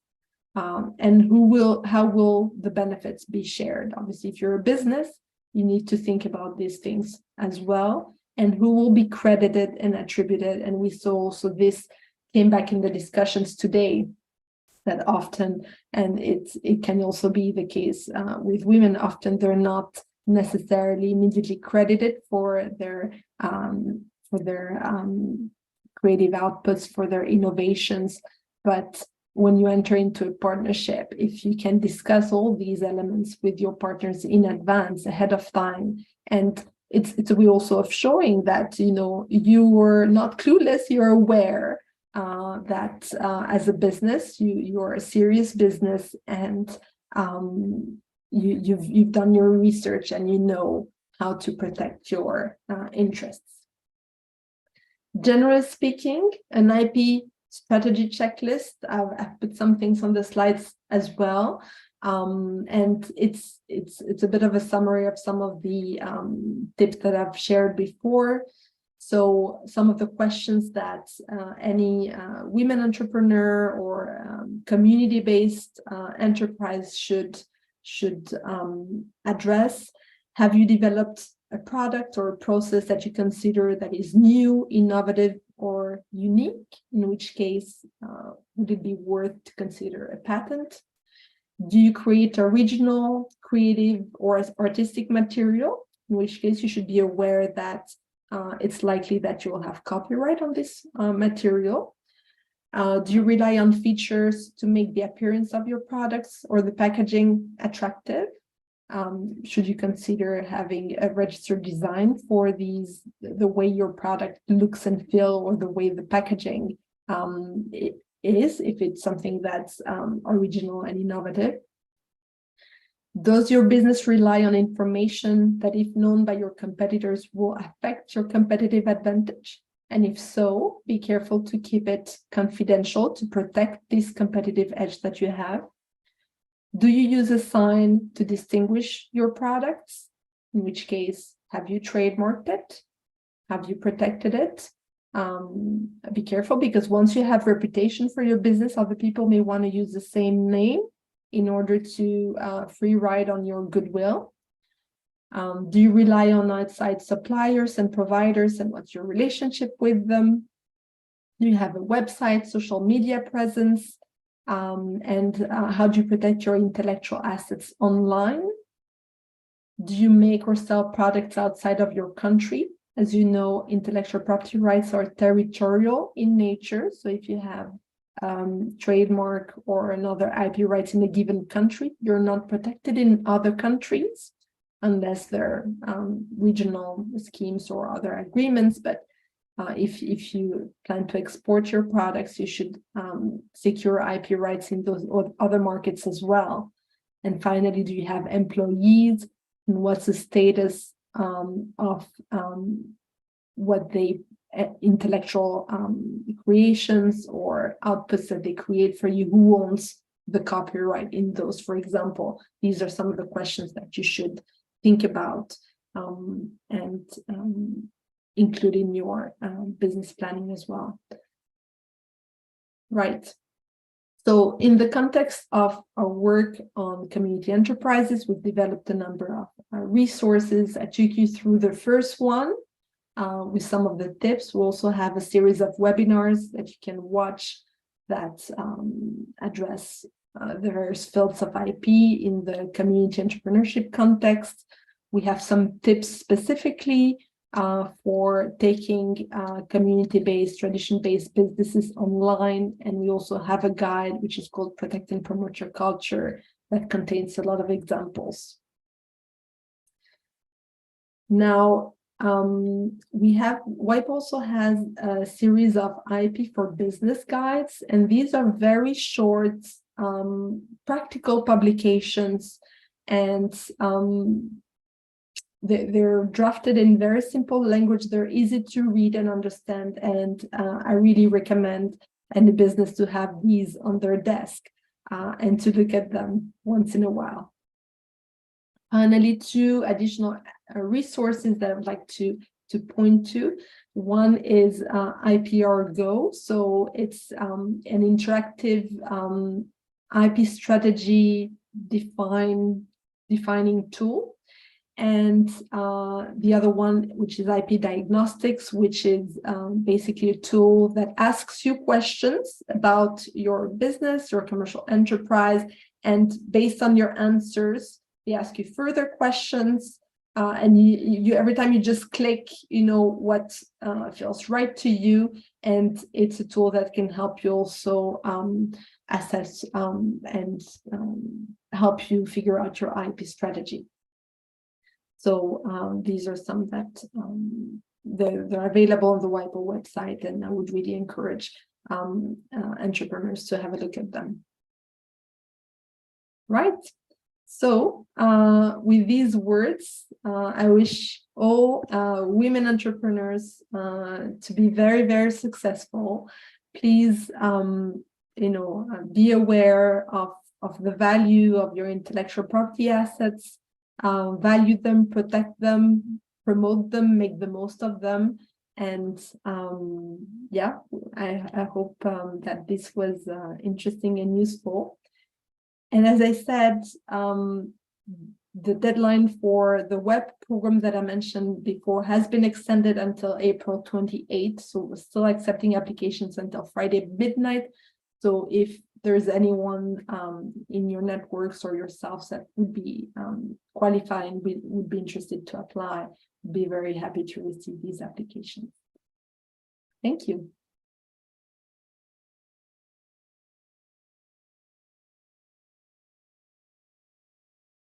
It was indeed very interesting. I would now take questions from the audience if we have any. Have any questions?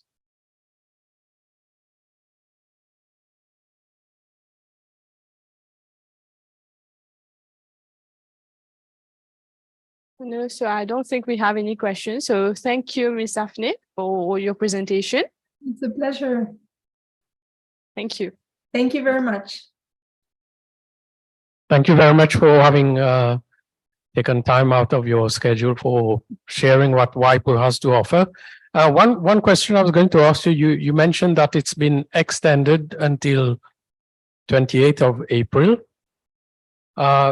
Is there going to be another session after that for next year or later during the year? So there will be more sessions, but they're quite comprehensive programs. So we'll be training this Web3, the Web3 cohort, let's call it, in September this year in Geneva for a week, and the mentoring will be in 2024. So there won't be another training starting before end of 2024 or 2025. Yeah. Okay. Okay. Okay. I mean, just to add also, I think some of the points you raised in terms of the support that WIPO provides, the IP diagnostic, for example, you might be aware, MRIC, we are working with WIPO to try and customize the IP diagnostic so that it will be relevant in terms of some of the questions and maybe some of the references to the local IP legislation so that it's useful for entrepreneurs in Mauritius to use that tool. So are there any questions? Anyone wants to ask a question? No. Okay. So thank you very much, Ms. Daphne. We will end the presentation here. Thank you very much for having me. Okay.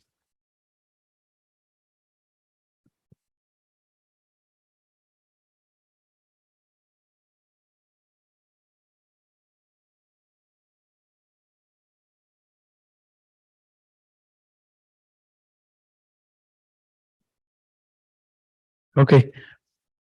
So I want to take the opportunity now to thank all of you participants for having stayed back and listened to the presentations. I want to wish a lot of thanks also to the presenters who took their time out of their schedule to, yeah, I know two also are very busy, they've already had to go. And our international presenters also.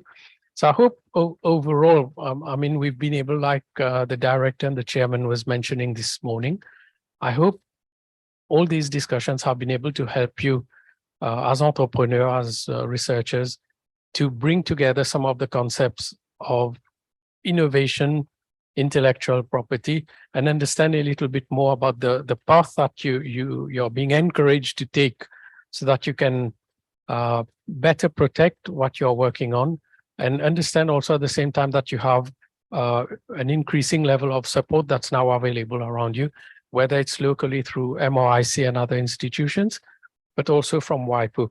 I think I understand this, the current training and mentoring program that they've mentioned, the deadline is ending 28th of April.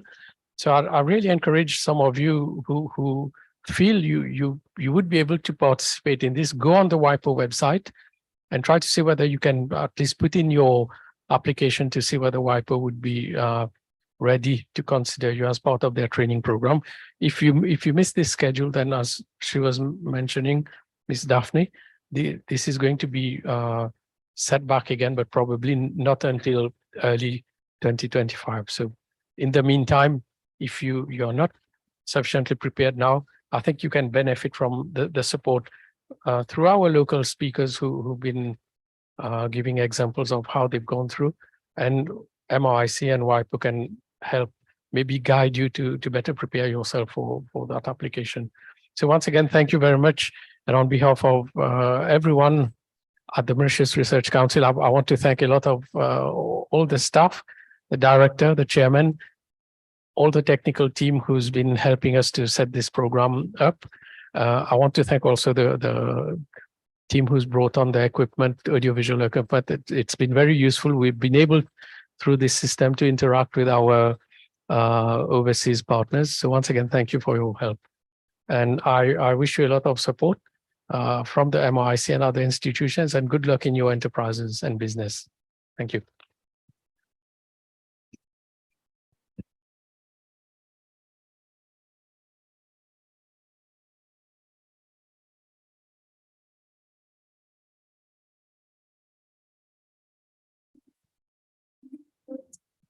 Mm-hmm.